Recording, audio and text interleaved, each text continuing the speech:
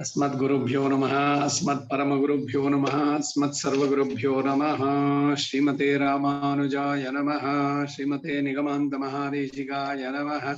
श्रीमान् वेङ्कटनाथार्यः कवितार्किककेसरिः वर्यो मे सन्निधत्तां सदा हृदि। रामानुजदया पात्रं ज्ञानवैराग्यभूषणं श्रीमद्वेङ्कटनाथार्यं वन्दे वेदान्तदेशिकम्।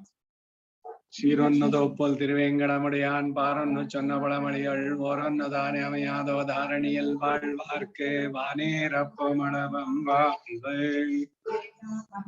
வேதாபஹார பரிதப்த சதுர்முகேன சம்பிரார்த்திதோ ஹயமுகேன விசுத்த வேதான் ரோவாச்சய பிரதமதः கமலாசனாய ஆத்யோ குருர் விஜயதே சரமாஹயாஸ்யः संसार सागर निमग्न समस्त जंतु संरक्षणाय निगमंत गुरुर्दयालु मंत्रत्रयार्थ विवृतिं विरचय्य नावं संरक्षति स्म हृदयोज्ज्वलवाजिवक्त्रः निगमंत गुरुं वन्दे भवसागरतारकम् अस्य त्रयसाराख्या ग्रन्थरत्नेन देहिनां देशिको निगमान्तार्यात् तद्भक्तात् सात्विको जनः तत्प्रबन्धात् प्रबन्धोऽन्यो नास्ति नास्ति महीतले विगाहे निगमान्तार्य विष्णुपादसमद्भवम् रहस्य त्रयसाराख्यं त्रिस्रोतसमकल्मषम् अविज्ञातं विजानतां विज्ञातमभिजानतां रहस्य त्रयसाराख्यं परं ब्रह्मास्तु मे हृदि।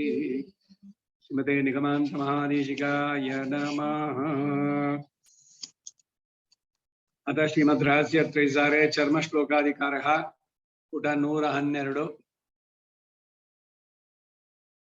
இவத்தில் விஜானதாம் என்றும் தேவே பரிபிருடதையா வா விதிதையா என்றும் சொன்ன ஞான விசேஷமாம் உபாசனாதிகளில் தெளிவாதல் பிரபத்திக்கு உபயுக்தமான சரண்ய குணாதி விஷயத்தில் தெளிவாராலாம் இத்தனை அல்லது இதற்கு அனபேட்சிதமான சர்வ விஷய ஞானம் அன்னு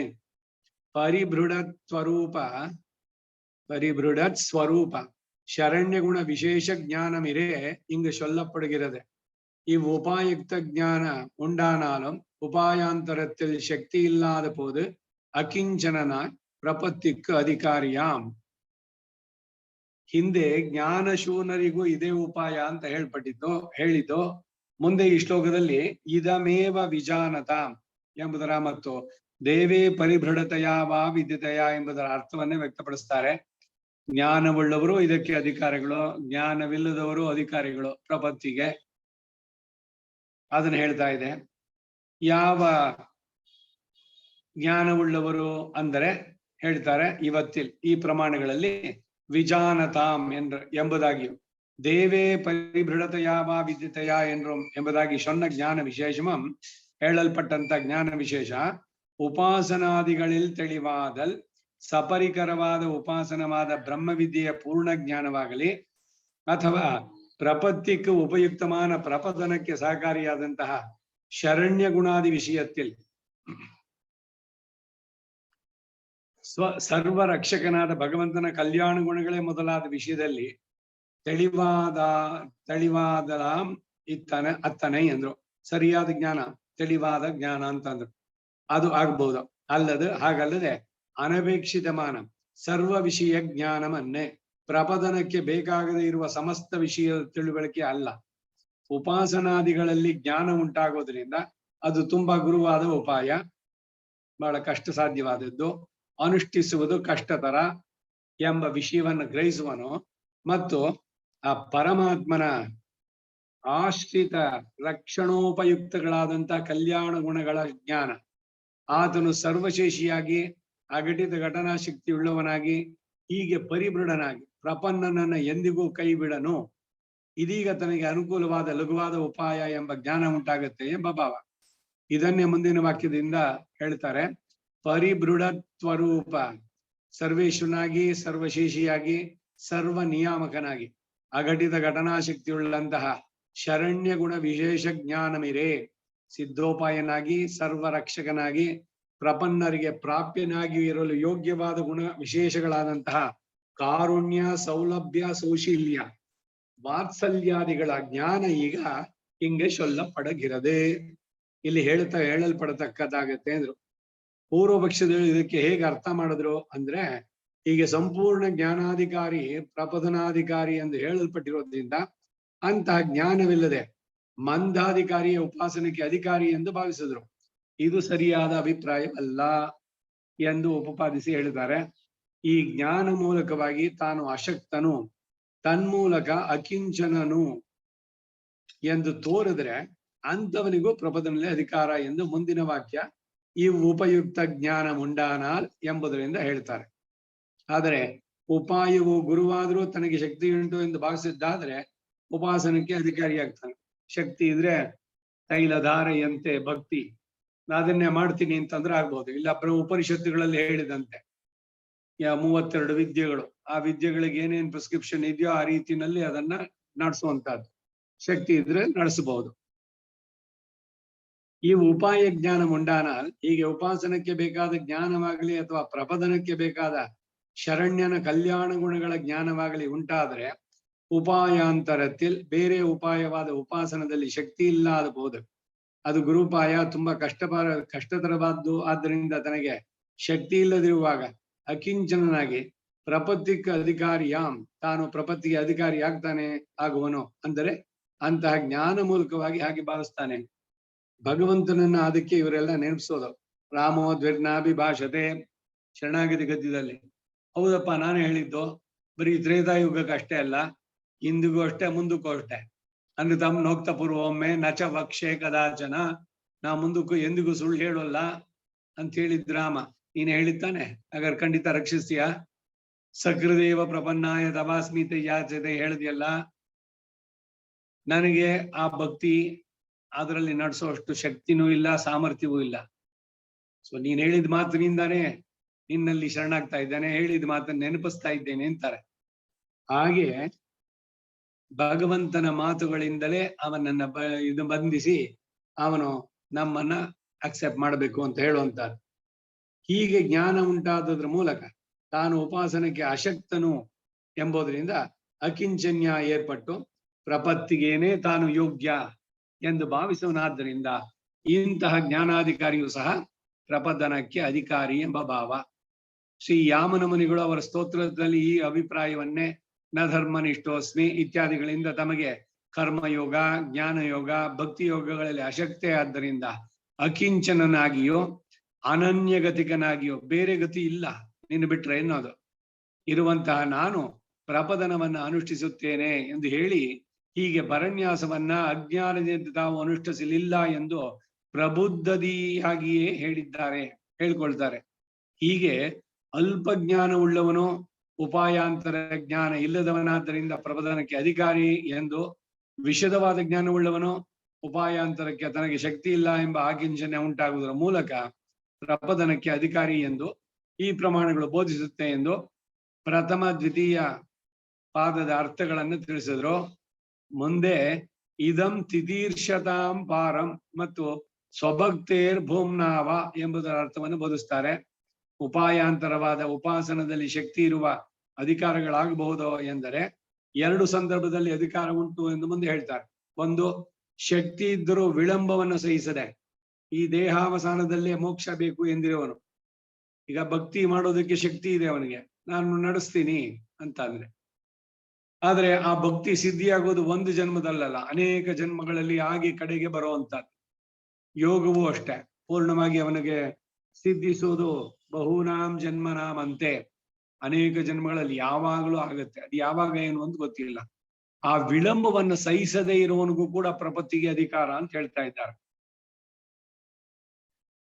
ಎರಡನೇದು, ಆತನನ್ನ ಸೇರಿ ಇರದೇ ಆಗುವುದೇ ಇಲ್ಲ ಎಂದು ಆರ್ತನಾಗಿರುವನು, ನೀರಿನಿಂದ ತೆಗೆದ ಮೀನಿನಂತಾಗಿರುವನು ಸ್ಥಿತಿ, ಅವನನ್ನು ಬಿಟ್ಟು ಇರೋದಕ್ಕಾಗಲ್ಲ ಎಂಥವರು ಕೂಡ ಅಧಿಕಾರಿಗಳೇ ಅಂತ ಮುಂದೆ ಹೇಳಲ್ಪಡುತ್ತೆ. ಹೀಗೆ ಭಕ್ತಿಯೋಗ ಮೊದಲಾದವುಗಳ ಜ್ಞಾನಾಧಿಕಾರಿಯು ಒಂದು ಅಶಕ್ತನಾಗಿದ್ದರಿಂದ, ಎರಡನೇದು ವಿಳಂಬವನ್ನು ಸಹಿಸದೇ ಇದ್ರಾಗ್ಲಿ ಪ್ರಪತ್ತಿಯಲ್ಲಿ ಅಧಿಕಾರ ಎಂದು ಹೇಳುವ ಸಂದರ್ಭದಲ್ಲಿ ಕೆಲವರು ಮುಂದಿನ ವಾದವನ್ನು ತರಬಹುದು. ಅದೇನು ಅಂತಂದ್ರೆ, ಉಪಾಸನದಲ್ಲಿ ಒಂದು ವೇಳೆ ಶಕ್ತಿ ಇದ್ದರೂ ಈಚೆತನೋ ಭಗವತ್ ಪಾರತಂತ್ರ್ಯನೋ ಭಗವಂತನಾದ್ರೂ ಪರಿಬೃಢನೋ ಸರ್ವಶಕ್ತನೋ ಶೇಷರಾದ ನಾವು ಅಂತ ಶೇಷಿಯನ್ನು ನಂಬಿಬಿಟ್ಟು ನಾವು ನಿಶ್ಚಿಂತ ಇರುವುದು ಉಚಿತವಲ್ಲವೋ? ಹಾಗಲ್ಲದೆ ತನಗೆ ಶಕ್ತಿ ಇದೆ, ಉಪಾಸನೆಯನ್ನು ಮಾಡುತ್ತೇನೆ ಎಂಬುದು ಅಹಂಕಾರ ಗರ್ಭಿತವಾಗಿ ತನ್ನ ಸ್ವರೂಪಕ್ಕೆ ಹಾನಿ, ಅದರಿಂದ ಸ್ವಾಮಿಯನ್ನ ನಂಬಿ ಬಿಡುವುದು ಉಚಿತವಲ್ಲವೋ? ಸೀತೆಗೆ ಯದ್ಯಪಿ ರಾವಣನನ್ನ ಭಸ್ಮ ಮಾಡುವ ಶಕ್ತಿ ಇತ್ತು, ಹಾಗೆಯೇ ಆಕೆಯು ರಾವಣನ ಕುರಿತು ಹೇಳ್ತಾಳೆ, ಅಸಂದೇಶಾತ್ತು ರಾಮಸ್ಯ ತಪಸ್ಚಾನುಪಾಲನಾತ್ ನತ್ವಾಂ ಕುರ್ಮಿ ದಶಗ್ರೀವ ಭಸ್ಮಾರ್ ಹತೇಜಸ. ಏ ದಶಗ್ರೀವನೇ, ಈ ಕ್ಷಣದಲ್ಲಿ ನನ್ನ ಪಾತಿವ್ರತ್ಯ ರೂಪ ತೇಜಸ್ಸಿನ ಬಲದಿಂದ ಭಸ್ಮ ಮಾಡಲು ಯೋಗ್ಯನಾದ ನಿನ್ನನ್ನ ದಹಿಸಿ ಭಸ್ಮ ಮಾಡುವ ಶಕ್ತಿ ನನಗುಂಟು. ಆದ್ರೂ ನಿನ್ನನ್ನು ಭಸ್ಮ ಮಾಡಲು ನನ್ನ ಪತ್ನಿಯಾದ ರಾಮಚಂದ್ರನ ಪ್ರಭುವಿನ ಆಜ್ಞೆ ನನಗಿಲ್ಲ. ಏಕೆಂದ್ರೆ ನಿನ್ನೊಬ್ಬನನ್ನು ಮಾತ್ರ ಭಸ್ಮ ಮಾಡುವುದಕ್ಕಾಗಿ ನಾನು ಬಂದಿಲ್ಲ. ಈ ಲೋಕವನ್ನ ಅರಾಕ್ಷಸವಾಗಿ ಮಾಡಬೇಕು ಎಂದು ನನ್ನ ಪತಿಯ ಸಂಕಲ್ಪ. ಆದ್ದರಿಂದ ಪತಿಯ ಆಜ್ಞೆ ಇಲ್ಲ.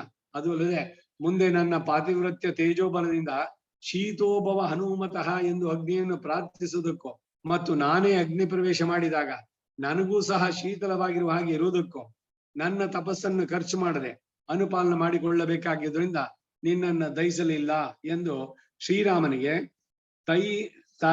ಶರೈಸ್ತು ಸಂಕುಲಾಂ ಕೃತ್ವ ಎಂದು ಹೇಳಿ ಕಳುಹಿಸಿದ ಹಾಗೆ ಪರಮಾತ್ಮನನ್ನು ನಂಬಿ ಬಿಡುವುದೇ ಈ ಶೇಷಭೂತನಿಗೆ ಉಚಿತವಾದದ್ದಲ್ಲವೇ ಎಂಬುದು ಪೂರ್ವ ಪಕ್ಷ. ಇದನ್ನೇ ಉಪವಾದಿಸಿ ಹೇಳಿ ಈ ಅಭಿಪ್ರಾಯವನ್ನು ಖಂಡಿಸ್ತಾರೆ. ಇದೇನೆ ಇನ್ನೊಂದು ಸಂಪ್ರದಾಯದಲ್ಲಿ ಬರುವಂತದ್ದು. ನಿನಗೇನಿದೆ ಸ್ವಾತಂತ್ರ್ಯ? ಎಲ್ಲ ಎಂಜಲೇಲೆ ಹಂಗೆ ಬಿದ್ದಿರ್ಬೇಕು ನೀನ್ ಅಷ್ಟೇ. ಅವನ್ ಯಾವಾಗ ಬೇಕೋ ಅವನ್ ತಗೊಳ್ತಾನೆ. ಈ ಆರ್ಗ್ಯುಮೆಂಟು ಎರಡು ಸಂಪ್ರದಾಯಗಳಿದ್ರಲ್ಲಿ ಯೋಜನಾ ಭೇದ ಅಂತ ಹೇಳಿದ್ರಲ್ಲಿ ನೀನ್ ಕೇಳದೆ ಇದ್ರೆ ಅವನ್ ಕೊಡಲ್ಲ ಅಂತ ಹೇಳುವಂತದ್ದು. ಮಾಮೇಕಂ ಶರಣಂ ರಜಾ ಸಕೃದೇವ ಪ್ರಪನ್ನಾಯ ತವಾಸ್ಮೀತಿತ ಯಾಚತೆ. ಆ ಯಾಚತೆ ಅನ್ನೋ ಪದ ಇದೆ.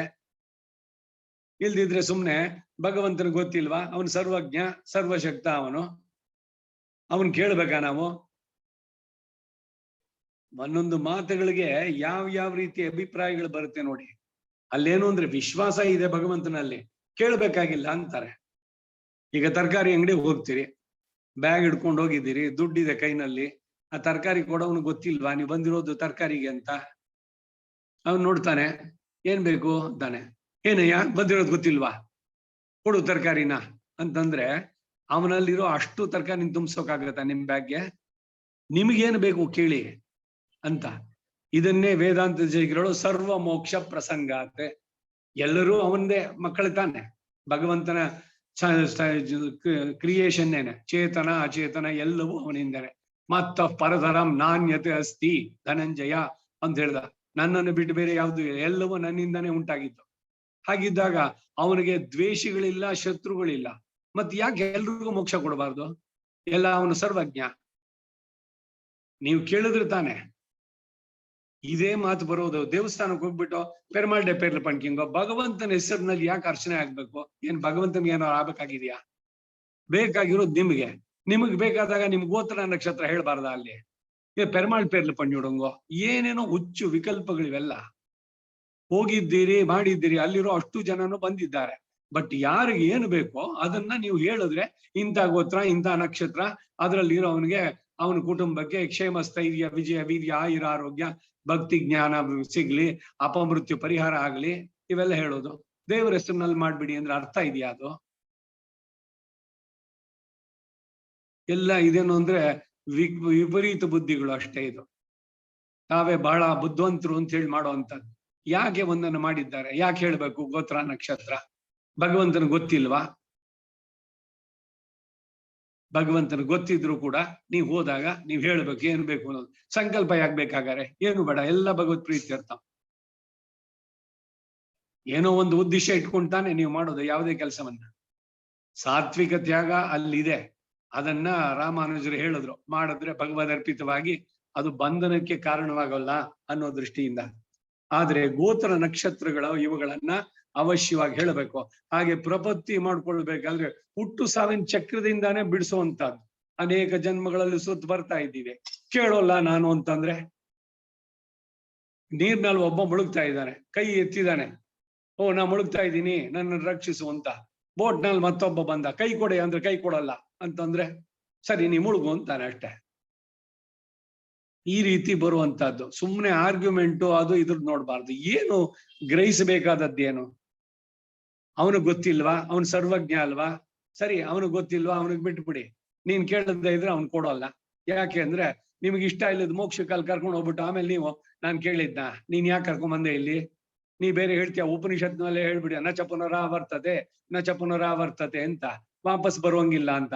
ವಾಪಸ್ ಬರುವಂಗಿಲ್ಲ ಅದು ಮೋಕ್ಷಕ್ಕೆ ನಾನ್ ಕೇಳಿದ್ನ ನಿನ್ನ ಅಂತ ಕೇಳಿದ್ರೆ ಅವನ್ ಏನ್ ಹೇಳ್ಬೇಕು ಅವಾಗ? ಅದರಿಂದ ಅವಶ್ಯವಾಗಿ ಕೇಳಲೇಬೇಕು. ಇಲ್ಲಿ ಮಾ ಶುಚಃ ಅಂತ ಹೇಳೋದಾಗ್ಲಿ ಅಥವಾ ರಾಮಚರ್ಮ ಶ್ಲೋಕದಲ್ಲಿ ಯಾಚತೆ ಅಂತ ಹೇಳೋ ಪದಕ್ಕೆ ಅರ್ಥ ಇದೆ. ಖಂಡಿತ ಯಾರು ಕೇಳ್ತಾರೆ ಅಂತವ್ರು ಕೊಡ್ತಾನೆ, ಇಲ್ದಿದ್ರೆ ಎಲ್ರಿಗೂ ಕೊಡ್ಬೇಕಾಗಿತ್ತು. ಅದನ್ನೇ ಹೇಳಿದ್ರು ದೇಶಿಕರು, ಸರ್ವ ಮೋಕ್ಷ ಪ್ರಸಂಗಾತ್, ಎಲ್ರಿಗೂ ಮೋಕ್ಷ ಕೊಡ್ಬೇಕಾಗ್ತಾನೆ. ಅದು ನಮ್ಮದು ವಿಧಿವಹ ಅಂದ್ರು ಅವರು. ಯಾವತ್ತು ಇವತ್ತೋ ಇಲ್ಲ ಕಡೆನಲ್ಲೋ ಈ ಕಲ್ಪಾಂತದಲ್ಲೋ ಅದ್ಯೋವಾ ಶ್ವವಾ ನಾಳೆನೋ ಅಥವಾ ಅವಾಗ್ಲೇ ಸಿಗುತ್ತೆ ಅನ್ನೋದೇನು? ಕಲ್ಪದ ಕಲೆನಲ್ಲೂ ಕೂಡ ನೀವು ಅವನಲ್ಲಿ ಶರಣಾಗದೆ ಇದ್ರೆ ಏನಾಗುತ್ತೆ ಅಂದ್ರೆ ಮತ್ತೆ ಇನ್ನೊಂದ್ಸಲಿ ಸೃಷ್ಟಿ ಆದಾಗ ನಿಮ್ ಕರ್ಮದ ಪ್ರಕಾರ ಏನಿದೆಯೋ ಆ ಜನ್ಮ ಕೊಡ್ತಾನಷ್ಟೆ. ಪ್ರಪತ್ತಿ ಅದು ಆಗಬೇಕು ಅಂತಂದ್ರೆ, ಫಲಿಸಬೇಕು ಅಂದ್ರೆ ನೀವು ಕೇಳಬೇಕು. ಮೋಕ್ಷ ಸಾಮ್ರಾಜ್ಯ ಸಿಗಬೇಕು, ಹುಟ್ಟು ಸಾವಿನ ಚಕ್ರ ಬಿಡಿಸ್ಕೋಬೇಕು ಅಂತಂದ್ರೆ ಶರಣ್ಯನ ಕಲ್ಯಾಣ ಗುಣಜ್ಞಾನದಿಂದ ನಮ್ಮ ಪ್ರವೃತ್ತಿ ನೈರಪೇಕ್ಷವೇ ಯುಕ್ತ ಎಂಬವಾದ ಖಂಡನೆ ಇದೇನೆ. ನಾವ್ ಬೇಕಿಲ್ಲ, ಅದು ನಾವು ಕೇಳ್ಬೇಕಾಗಿಲ್ಲ ನಿರಪೇಕ್ಷ ಅಂತ ಹೇಳಿದ್ರೆ ಅಂತ. ಶರಣ್ಯೋಪಯುಕ್ತ ಗುಣಜ್ಞಾನಾತೆ ಸ್ವಪ್ರವೃತ್ತಿ ನಿವೃತ್ತಿರೇವ ಉಚಿತ ಇತಿ ವಾದಸ್ಯ ಖಂಡನಂ. ಶಕ್ತಿಯುಂಡೆಯಾಗಿಲು ಒಂದು ಶರೈಸ್ತು ಸಂಕುಲಾಂ ಕೃತ್ವ ಲಂಕಾಂ ಪರಬಲಾರ್ದನ ಮಾಂ ನಯೇದ್ಯಧಿಕ ಕುತ್ಸ್ಥ தஸ்ய சதிருஷம் பவேத். என்கிறபடிய ரக்ஷகன் கை பார்த்து தான் கை வாங்க இருக்க என்றோ உச்சிதம் என்றில் இது பிரபன்னனுடைய உத்தர கிருத்திய விசேஷத்துக்கு உதாரணமாம். அல்லாத போது உபாய விதாயக சாஸ்திரங்கள் ನಿರರ್ಥಂಗಳಾம். ಇದು ಶರಣ್ಯ ಪ್ರಪತ್ತಿ ಆಗಬೇಕು ಅಂತ ಹೇಳುವಂತ ಮಾತುಗಳೆಲ್ಲ ನಿರರ್ಥಕವಾಗುತ್ತೆ. உபாயாந்தரத்தில் தனக்கு ஞானமுண்டாய் அதில் அனுஷ்டான சக்தி உண்டானாலும் விளம்பக்ஷம நன்றிக்கே இருக்கும் ஆகில் கடுக பலம் தரவல்ல பிரபத்தியை நமக்கு உச்சிதை என்றிருக்கும் அவனும் பிரபத்தியே அதிகாரியாம். இத்தை இதன் திதீர்ஷதாம் பாரம் இத்தியாதிகளிலே சொல்லுகிறது. எங்கனே என்னில் திதீர்ஷதாம் பாரம் என்றது கடுக அனிஷ்ட நிவೃತ್ತಿ பிறக்க வேண்டும் என்னும் துவரையுடையார்க்கு என்றபடி. ஆனந்தியமிச்சதாம் என்றது ஸ்வரூப பிராப்த பரிபூர்ண பகவத் அனுபவத்தை பெற்றல்லது தரிக்க மாட்டாதற்கென்றபடி. இவை இரண்டும் நினைத்து ஸ்வபக்தே பூம்னாவா ஸ்வபக்தேர் பூம்னாவா என்கிறார். இங்கு பக்தி என்றது பிரேம பாரவசியத்தை சொன்னபடி அல்லது பக்தி யோகத்தை சொன்னபடி அன்னு. இப்பக்தியினுடைய பூமாவாகிறது கடுக பிராப்தி கிடையாத போதழியும்படியான அவஸ்தா விசேஷம்.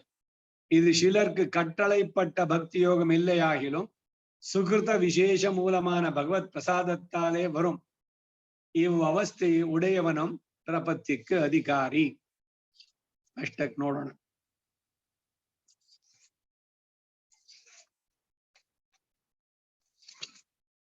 ಶರಣ್ಯನ ಕಲ್ಯಾಣ ಗುಣಜ್ಞಾನದಿಂದ ನಮ್ಮ ಪ್ರವೃತ್ತಿ ನೈರಪೇಕ್ಷವೇ ಯುಕ್ತ ಎಂಬ ವಾದದ ಖಂಡನೆ. ಒಂದು ವೇಳೆ ಉಪಾಸನಾದಿಗಳಿಗೆ ಬೇಕಾದ ಜ್ಞಾನವೂ ಶಕ್ತಿ ಇದ್ರೂ ಕೂಡ ಕರ್ಮಯೋಗ, ಜ್ಞಾನಯೋಗ, ಭಕ್ತಿ ಯೋಗಗಳ ಮೂಲಕವಾಗಿ ಮೋಕ್ಷವನ್ನು ಸಾಧಿಸಿಕೊಳ್ತೇನೆ ಎಂಬುದು ಅಹಂಕಾರ ಗರ್ಭಿತವಾಗಿ ಮುಮುಕ್ಷುವಿನ ಸ್ವರೂಪಕ್ಕೆ ವಿರುದ್ಧವಾದ ಪ್ರವೃತ್ತಿ ಅಲ್ಲವೋ? ಅಂತಹ ಜ್ಞಾನಿಯು ಶಕ್ತನಾಗಿದ್ರು ಪ್ರಪದನಕ್ಕೆ ಅಧಿಕಾರಿ ಎಂದು ಹೇಳ್ತಾರೆ. ಇದರ ಸಮರ್ಥನೆಗಾಗಿ ಸೀತಾ ಪ್ರವೃತ್ತಿಯನ್ನು ಉದಾಹರಿಸ್ತಾರೆ. ಹೀಗೆ ಪೂರ್ವ ಪಕ್ಷವನ್ನು ಉಪಪಾದಿಸಿ ಖಂಡಿಸ್ತಾರೆ. ಶಕ್ತಿಯುಂಡೆಯಾಗಿಲು ಶಕ್ತಿ ಇದ್ರೂ ಕೂಡ ಇದರಲ್ಲೇ ಭಕ್ತಿ ಯೋಗಾದಿಗಳ ಜ್ಞಾನವೂ ಸೇರಿತು. ಹೀಗೆ ಉಪಾಸನಕ್ಕೆ ಶಕ್ತಿ ಇದ್ರೂ ಕೂಡ ಶರೈಸ್ತು ಬಾಣಗಳ ಮೂಲಕವಾಗಿ ಲಂಕಾಪಟ್ಟಣವನ್ನ ಸಂಕುಲಾಂಕೃತ್ವ ವ್ಯಾಕುಲಿತವಾದುದನ್ನಾಗಿ ಮಾಡಿ ಪರಬಲಾರ್ಧನಃ ಶತ್ರುಬಲವನ್ನ ನಿರ್ಮೂಲ ಮಾಡುವಂತಹ ಕಕುತ್ಸ್ಥ ವಂಶೋತ್ಪನ್ನನಾದ ಶ್ರೀರಾಮನು ಮಾಂ ನಯೇದ್ಯದಿ ನನ್ನನ್ನು ಈ ಬಂಧದಿಂದ ಬಿಡಿಸಿ ಕರೆದುಕೊಂಡು ಹೋದ್ರೆ ತತ್ ಆ ಪರಾಕ್ರಮವನ್ನು ವ್ಯಕ್ತಿಗೊಳಿಸುವ ಆ ಪ್ರವೃತ್ತಿಯೋ ತಸ್ಯ ಆ ಧೀರೋದ್ದಾತನಾದ ಪ್ರಭುವಿಗೆ ಸದೃಶಂ ಭವೇತೆ ಯೋಗ್ಯವಾದುದಾಗದು ಎಂದು ಸೀತೆಯೇ ಆಂಜನೇಯನಿಗೆ ಹೇಳಿ ತನ್ನ ಪತಿಗೆ ಹೀಗೀಗ ತಿಳಿಸತಕ್ಕದ್ದು ಎಂದು ಹೇಳುವ ಪ್ರಕರಣ. ಆಂಜನೇಯ ಹೇಳುದ್ನಲ್ಲ, ನೀನ್ ನನ್ನ ಭುಜದಲ್ಲಿ ಕೂತ್ಕೊ ಕರ್ಕೊಂಡು ಬಿಡ್ತೀನಿ ಅಂತ, ನಿನಗೆ ಆ ಶಕ್ತಿ ಇದೆಯಾ ನೀರಿನ ಮೇಲೆ ಇದು ಮಾಡ್ಬೇಕಾದ್ರೆ ಅಂತ. ಅರ್ಜುನ ಆಂಜನೇಯ ತನ್ನ ವಿರಾಟ್ ಸ್ವರೂಪವನ್ನು ತೋರಿಸ್ತಾನೆ, ಶರೀರ ದೊಡ್ಡದಾಗಿ ಬೆಳೆಸ್ತಾನೆ ಎಲ್ಲ. ಅವಳು ನೋಡ್ತಾಳೆ, ಇಲ್ಲ ನಿನಗೆ ಸಾಮರ್ಥ್ಯ ಇದೆಯಪ್ಪ, ಆದ್ರೆ ನೀ ಕರ್ಕೊಂಡು ಹೋಗ್ಬಿಟ್ರೆ ರಾಮನ ಕೀರ್ತಿಗೆ ಕಳಂಕ ಅದು. ನಾ ಬರೀ ನಿನ್ನ ಒಂದೇ ಅಲ್ಲ, ಇಡೀ ಲಂಕೆನೆ ಬೇಕಾದ್ರೆ ಕಿತ್ಬಿಟ್ಟು ಎತ್ಕೊಂಡು ಹೋಗ್ಬಿಡ್ತೀನಿ, ಸಂಜೀವ ಪರ್ವತ ತಂದಂಗೆ. ರಾವಣ ಅಲ್ಲಿರೋರು ಅಷ್ಟು ಜನರನ್ನ ಇಲ್ಲ ರಾಮನ ಕೀರ್ತಿ ಇದಕ್ಕೆಲ್ಲ ಕಳಂಕ ಬರುತ್ತೆ ಅಂತ. ಅದೇ ಕಾರಣದಿಂದ ಹೇಳ್ತಾಳೆ, ನಾನು ಮನಸ್ಸು ಮಾಡಿದ್ರೆ ಬೇಕಾದ್ರೆ ಅವನನ್ನು ಭಸ್ಮ ಮಾಡ್ಬಿಡ್ಬೋದು, ಆದ್ರೆ ಮಾಡಿದ್ರೆ ರಾಮನ ಕೀರ್ತಿಗೆ ಇದಕ್ಕೆ ತಪ್ಪಾಗುತ್ತೆ. ಮತ್ತೆ ರಾವಣ ಒಬ್ಬನ್ ಕೊಲ್ಲೋದಲ್ಲ ಉದ್ದೇಶ. ರಾಕ್ಷಸರ ಉಪಟಗಳ ತುಂಬಾ ತೀವ್ರವಾದಾಗ ಎಲ್ಲ ದೇವತೆಗಳು ಹೋಗಿ ಅವನ ಪ್ರಾರ್ಥನೆ ಮಾಡಿದಾಗ ನಾನು ದಶರಥನ ಪುತ್ರನಾಗಿ ಹುಡ್ತೀನಿ ಅಂತ ಹೇಳ್ದ ಅವನು. ಪಿರವಾದವನ್ ಪಿರಂದಾನ್ ಅಜಾಯಮಾನೋ ಬಹುದಾ ವಿಜಾಯತೆ ಸೂಕ್ತ ವೇದದಲ್ಲಿ ಹೇಳಿದ್ದು ಅದೇನೆ. ನಾವು ಇಂಥವ್ರ ಮನೆಯಲ್ಲಿ ಹುಡ್ತೀನಿ, ಇಂಥವ್ರ ಮಗನಾಗಿ ಹುಡ್ತೀನಿ ಅಂತ ಹೇಳೋಕ್ ಸಾಧ್ಯನೇನು? ಅವನು ಭಗವಂತ, ಅವನು ಹೇಳೋದಕ್ ಸಾಧ್ಯ. ಶೋಭನಂ ಚೊಲ್ಲಿಕೊಂಡೇ ಪಿರಂದ, ನಾನು ಇಂಥವ್ರ ಮಗನಾಗಿ ಹುಡ್ತೀನಿ, ನೀವೆಲ್ಲ ವಾನರರು ಬಲ್ಲೂಕಗಳು ಇವ್ರಿಗಳಾಗಿ ಬನ್ನಿ, ನಿಮ್ಮ ಅಂಶಜದಿಂದ ರಾಕ್ಷಸರನ್ನ ಕೊಂದು ಲೋಕದ ಭಾರವನ್ನ ಕಡಿಮೆ ಮಾಡೋಣ ಅಂತ ಭಗವಂತನದೇ ಆಣತಿ ಅದು. ಹಾಗಾಗಿ ಇವ್ರ ಮಧ್ಯದಲ್ಲಿ ಮಾಡೋಕ್ಕಾಗತ್ತೇನೋ? ಇದೇ ಎಲ್ಲ ಒಂದೊಂದು ಮಾತುಗಳು ಬರ್ಬೇಕಾದ್ರೆ. ವಸಿಷ್ಠರಿಗೆ ಜ್ಯೋತಿಷ್ಯ ಗೊತ್ತಿರ್ಲಿಲ್ವಾ? ಅವ್ರು ಡೇಟ್ ಇಟ್ಕೊಟ್ಟಿದ್ ಸರಿಯಾಗಿ ಟೈಮ್ ಆಗ್ಲಿಲ್ವಾ? ಯುವರಾಜ ಪಟ್ಟಾಭಿಷೇಕ ಮತ್ ಯಾಕೆ ಆಗ್ಲಿಲ್ಲ ಅಂತಂದ್ರೆ, ಅವನು ಪಟ್ಟಾಭಿಷೇಕ ಮಾಡ್ಕೊಂಡು ಸಿಂಹಾಸನದ ಕೂತ್ಬಿಟ್ಟಿದ್ರೆ ಇಲ್ಲಿ ಅರಣ್ಯದಲ್ಲಿ ಇರೋರ್ನೆಲ್ಲ ಕೊಲ್ತೀನಿ ಅಂತ ಹೇಳಿದ್ನಲ್ಲ, ಆ ಪ್ರಾಮಿಸು, ಅವರ ರಕ್ಷಣೆ ಮಾಡ್ತೀನಿ ಅಂತ ಅಭಯ ಕೊಟ್ಟಿದ್ನಲ್ಲ, ಅದು ಕಾರ್ಯರೂಪ ಆಗೋದು ಹೇಗೆ? ಹೀಗೆ ಮನುಷ್ಯನಾಗಿದ್ರೂ ಕೂಡ ಅತಿಮಾನುಷವಾಗಿ ಕೆಲವೊಮ್ಮೆ ನಡೆಸಿದ್ದೆಲ್ಲ ಹೇಗೆ ಅಂತಂದ್ರೆ, ಇದು ಆ ಕೂರ ತಾಳ್ವಾನ ಅತಿಮಾನುಷ್ಯ ಸ್ತವ, ಅದನ್ನ ಓದ್ ನೋಡಿ, ಅದ್ರಲ್ಲಿ ಬರುತ್ತೆ. ಒಂದೊಂದೇ ಘಟನೆಗಳನ್ನ ಅನಲೈಸ್ ಮಾಡ್ತಾರೆ.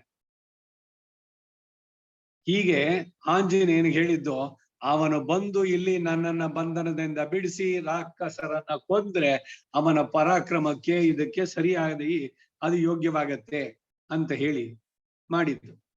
ನತ್ವಾಂ ಕುರ್ಮಿ ಭಸ್ಮ ಎಂದು ಹೇಳಿ ಪ್ರವೃತ್ತಿಯಿಂದ ನಿವೃತ್ತಳಾದಳು. ಹಾಗೆಯೇ ಮುಮುಕ್ಷುವು ತನ್ನ ಉಪಾಸನಕ್ಕೆ ಶಕ್ತಿ ಇದ್ರೂ ಕೂಡ ಅದನ್ನ ಅವಲಂಬಿಸದೆ ಶೇಷಿಯಾದ ಸರ್ವಶಕ್ತನನ್ನೇ ನಂಬಿ ಬಿಡ್ಬೋದು. ಈತನ ಶೇಷ ರೂಪ ಸ್ವರೂಪಕ್ಕೆ ಉಚಿತವಲ್ಲವೋ? ಇದು ಪೂರ್ವ ಪಕ್ಷ. ಇದೇ ಅವ್ರು ಹೇಳೋದು. ಬೇರೆ ಎಲ್ಲದಕ್ಕೂ ಹಸುವಾದಾಗ ಊಟ ಮಾಡೋಕ್ಕಾಗತ್ತೆ, ಮೋಕ್ಷ ಸಿಗ್ಬೇಕು ಅಂದ್ರೆ ಅವನಿಗೆ ಕೊಟ್ಟ ಕೊಡ್ಲಿ, ಯಾಕೆ ಕೇಳ್ಬೇಕು ನಾವು? ಅವನಿಗೆ ಗೊತ್ತಿಲ್ವೋ? ಅದಕ್ಕೆ ಈ ಸೀತೆ ಉದಾಹರಣೆ ಕೊಟ್ಟರಾಗತ್ತೆ.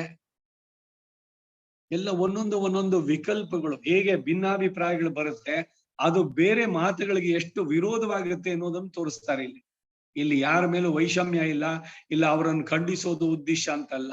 ನೀವ್ ಆ ರೀತಿ ಹೇಳಿದ್ರೆ ಬೇರೆ ಎಲ್ಲ ಈ ಪ್ರಪತ್ತಿ ಮಾಡ್ಕೋಬೇಕು ಅನ್ನೋದು ಬೇಕೇ ಇಲ್ಲ. ಅವಾಗ ಭಕ್ತ್ಯಾತು ಅನನ್ಯಯ ಶಕ್ಯ ಇವೆಲ್ಲ ಹೇಳದ್ನಲ್ಲ, ಅದೆಲ್ಲ ಏನು ಬೇಕಿಲ್ಲ. ಸುಮ್ನೆ ಎಲ್ರಿಗೂ ಅವ್ರು ಕೊಡ್ಬೇಕು, ಭಕ್ತಿ ಇರ್ಲಿ ಇಲ್ದಲೇ ಇರ್ಲಿ. ಯಾಕೆಂದ್ರೆ ಎಲ್ರು ಅವಂದೇ ಸಂತಾನ, ಎಲ್ರಿಗೂ ಮೋಕ್ಷ ಬೇಕು ಅನ್ನೋದು ಇಲ್ವಾ? ಅವನು ಗೊತ್ತಿಲ್ವಾ ಅದು? ಈ ಮಾತುಗಳೆಲ್ಲ ಸರಿಯಾಗುತ್ತೋ? ಅವನಲ್ಲಿ ಶರಣಾಗಿ ಅಪರಾಧಕ್ಕೆ ಕ್ಷಮಾಪಣೆ ಕೇಳಿ ನನ್ನನ್ನು ರಕ್ಷಿಸು ಅಂತ ಕೇಳ್ಬೇಕು. ಇದನ್ನ ಅವರು ತಿರುಗಿಸಿ ಹೇಳ್ತಾರೆ. ಎಲ್ಲ ಇವರು ಸ್ವಪ್ರಯತ್ನದಲ್ಲೇನೆ ಬಹಳ ನಂಬಿಕೆ ಇರುವಂತವರು. ಈ ಸರ್ಕಾರಿ ಕಚೇರಿಗಳಲ್ಲಿ ಹೋಗಿದ ತಕ್ಷಣ ಒಂದು ಅಟೆಂಡೆನ್ಸ್ ರಿಜಿಸ್ಟರ್ ಸೈನ್ ಮಾಡ್ಬಿಡೋದು. ಒಂದ್ ಕೆಲಸ ಏನು ಮಾಡದೇ ಇದ್ರು ಕೂಡ ಮ್ಯಾನೇಜರ್ ಏನು ಕೇಳೋಂಗಿಲ್ಲ. ತಿಂಗಳು ಕೊನೆಯಲ್ಲಿ ಸ್ಯಾಲ್ರಿ, ಯಾಕೆ? ಏನ್ ಕೆಲಸ ಮಾಡಿಲ್ವಲ್ಲ, ನೀನ್ ಕೊಡ್ತೀನಿ. ನೀನಲ್ಲ, ನಿಮ್ಮ ಅಪ್ಪನು ಕೊಡ್ಬೇಕು, ನಾನ್ ಸೈನ್ ಮಾಡಿಲ್ವಾ? ಹಾಗೆ ನೀವು ಪ್ರಪತ್ತಿ ಮಾಡ್ಬಿಟ್ರಿ ಅವನ್ ಕೊಟ್ಟೆ ಕೊಡಬೇಕು ಅಂತ ಏನಾದ್ರು ಕಂಡೀಷನ್ ಇದೆಯೋ? ಪ್ರಪತ್ತಿ ಅನ್ನೋದು ಒಂದು ವ್ಯಾಜ ಅಷ್ಟೇ. ಕೊಡೋ ಅಂತವನು ಭಗವಂತನೇ. ಜಸ್ಟ್ ಬಿಕಾಸ್ ನಾವು ಮಾಡಿದ್ವಿ ಅದರಿಂದ ಅವನ್ ಕೊಟ್ಟೆ ಕೊಡ್ತಾನೆ, ಇದು ನಮ್ಮ ಸ್ವಪ್ರಯತ್ನದಿಂದ ನಾವು ಮಾಡ್ಕೊಂಡಿದ್ದು ಅನ್ನೋ ಹುಚ್ಚುತನ ಇಲ್ಲ. This is how they project ಇದನ್ನ. ಈ ವಡಗಲೆ ಸಂಪ್ರದಾಯದವರು ತಮ್ಮ ಸ್ವಪ್ರಯತ್ನದಲ್ಲೇ ನಂಬಿಕೆ ಇರುವಂತವರು. ಇದು ತಪ್ಪು. ಇದು ಎಲ್ಲೆಲ್ಲೂ ಹೇಳಿಲ್ಲ ಅವರು. ನೀನಲ್ಲ ನಿಮ್ಮ ಅಪ್ಪನು ಕೊಡಬೇಕು ಅಂತ ನಾವ್ ಎಂದಿಗೂ ಹೇಳೋಕ್ ಹೋಗಲ್ಲ ಭಗವಂತನಿಗೆ. ಇದು ಒಂದು ವ್ಯಾಜ, ಇದು ಪ್ರಪತ್ತಿ. ಕೊಡೋವನು ಅವನೇ, ಅವನಲ್ಲಿ ಪೂರ್ಣವಾಗಿ ಶರಣಾಗೋದು, ಕೇಳಬೇಕು ಅನ್ನೋದು ಬಹಳ ಮುಖ್ಯ ಅನ್ನೋದನ್ನ ಹೇಳ್ತಾ ಇದ್ದಾರೆ ಇಲ್ಲಿ. ಇದನ್ನೇ ಮುಂದೆ ಉಪಪಾದಿಸ್ತಾರೆ. ಯಂಗಿರ ಪಡಿಯ ಎಂದು ಸೀತಾವೃತ್ತದಲ್ಲಿ ತೋರಿ ಬರುವಂತಹ ರಕ್ಷಕನ್ ಕೈಪಾರ್ತೆ ಸರ್ವಶಕ್ತನಾಗಿ ರಕ್ಷಣೆಗೆ ಉಪಯುಕ್ತ ಗುಣಗಳನ್ನು ಹೊಂದಿ ರಕ್ಷಿಸಬೇಕು ಎಂಬ ಸಂಕಲ್ಪದಿಂದ ಪ್ರಪದನ ಅರ್ಹತೆಯನ್ನು ವಿಮರ್ಶಿಸಿ ನೋಡಿ, ತಾನ್ ಕೈವಾಂಗಿರೋಕ್ಕೆ ಸ್ವಪ್ರವೃತ್ತಿಯನ್ನ ಮಾಡದೇ ಇರೋಣ ಅನ್ರೋ ಉಚಿತ ಮೆನ್ನೇಲ್ ಅಲ್ಲವೋ ಯೋಗ್ಯವಾದದ್ದು. ಅಂದ್ರೆ ಇದು ಪ್ರಪನ್ನ ನುಡಿಯ ಉತ್ತರ ಕೃತ್ಯ ವಿಶೇಷತ್ವಕ್ಕೆ. ಇದು ಪ್ರಪನ್ನನು ಉಪಾಯ ಅನುಷ್ಠಾನವನ್ನ ಮಾಡಿದ ನಂತರ, ಉಪಾಯ ಅನುಷ್ಠಾನ ಅಂದ್ರೆ ಏನೋ ಪ್ರಪತ್ತಿ ಮಾಡಿದ್ದು, ಅದಾದ ಮೇಲೆ ಉತ್ತರ ಕೃತ್ಯ ಅಂದ್ರೆ ಅದಾದ ಮೇಲೆ ಹೇಗಿರ್ಬೇಕು ಅನ್ನೋದಕ್ಕೆ. ಉತ್ತರ ಕೃತ್ಯ ವಿಶೇಷಕ್ಕೆ ಉದಾಹರಣ ಅದು ಉದಾಹರಣೆ ಆಗ್ಬೋದು. ನೀವು ಭಗವಂತನಿಗೆ ಒಪ್ಸಿದ ಮೇಲೆ ನೀವಿನ್ನೇನು ಮಾಡಬೇಕಾಗಿಲ್ಲ. ಯಾಕೆ ಅಂದ್ರೆ ಅವನಿದ್ದಾನೆ ರಕ್ಷಕ. ಇಲ್ಲ ನಾನು ಇನ್ಯಾವುದೋ ಒಂದು ಶಾಂತಿ ಮಾಡಿಸ್ಬಿಡ್ತೀನಿ, ಇಲ್ಲ ಇನ್ಯಾರನ್ನೋ ಅವ್ರ ಅಪ್ರೋಚ್ ಮಾಡ್ತೀನಿ, ಇದೆಲ್ಲ ಬೇಕಿಲ್ಲ. ಉತ್ತರ ಕೃತ್ಯ ಅಂದ್ರೆ ನೀವು ಅವನಿಗೆ ಒಪ್ಸಿದ್ದಾಯ್ತಲ್ಲ. ಮಹಮ್ಮದಿ ಎಂಚನಿಖಿಲಂ ಚೇತನ ಅಚೇತನಾತ್ಮಕ ಸ್ವಕೈಂಕರ್ಯೋಪಕರಣಂ ಹೇ ವರದ ಸ್ವೀಕರು ಸ್ವಯಂ, ನನ್ನನ್ನ ಸ್ವೀಕರಿಸು. ನಾನು ಇನ್ನು ಮುಂದಕ್ಕೆ ಈ ಕ್ಷಣದಿಂದ ನಾನು ನನ್ನವನಾಗಿ ಉಳಿದಿಲ್ಲ. ಯಾಕೆಂದ್ರೆ ನಾನು ನನ್ನನ್ನು ಒಪ್ಸಿದ್ದಾಯ್ತು. ಇನ್ನು ಮುಂದಕ್ಕೆ ನಾನು ನನ್ನವನಲ್ಲ, ನಾನೇ ನನ್ನವನಲ್ಲ ಅಂದ್ಮೇಲೆ ನಂದು ಅನ್ನೋದು ಇಲ್ಲಿ ಏನೂ ಇಲ್ಲ.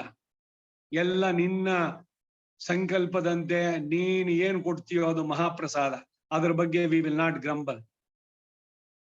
ನನಗೆ ಹೀಗೆ ಕೊಡ್ಬೇಕಾಗಿತ್ತು, ನಾನ್ ಕೇಳಿದಷ್ಟೇ ಕೊಡ್ಬೇಕಾಗಿತ್ತು, ಇದೆಲ್ಲ ಇಲ್ಲ. ಯಾಕೆಂದ್ರೆ ನಾನು ಅನ್ನೋದೇ ಇಲ್ಲ, ಅದನ್ನ ನಿನ್ಗೆ ಒಪ್ಸಿದ್ದಾಯ್ತು.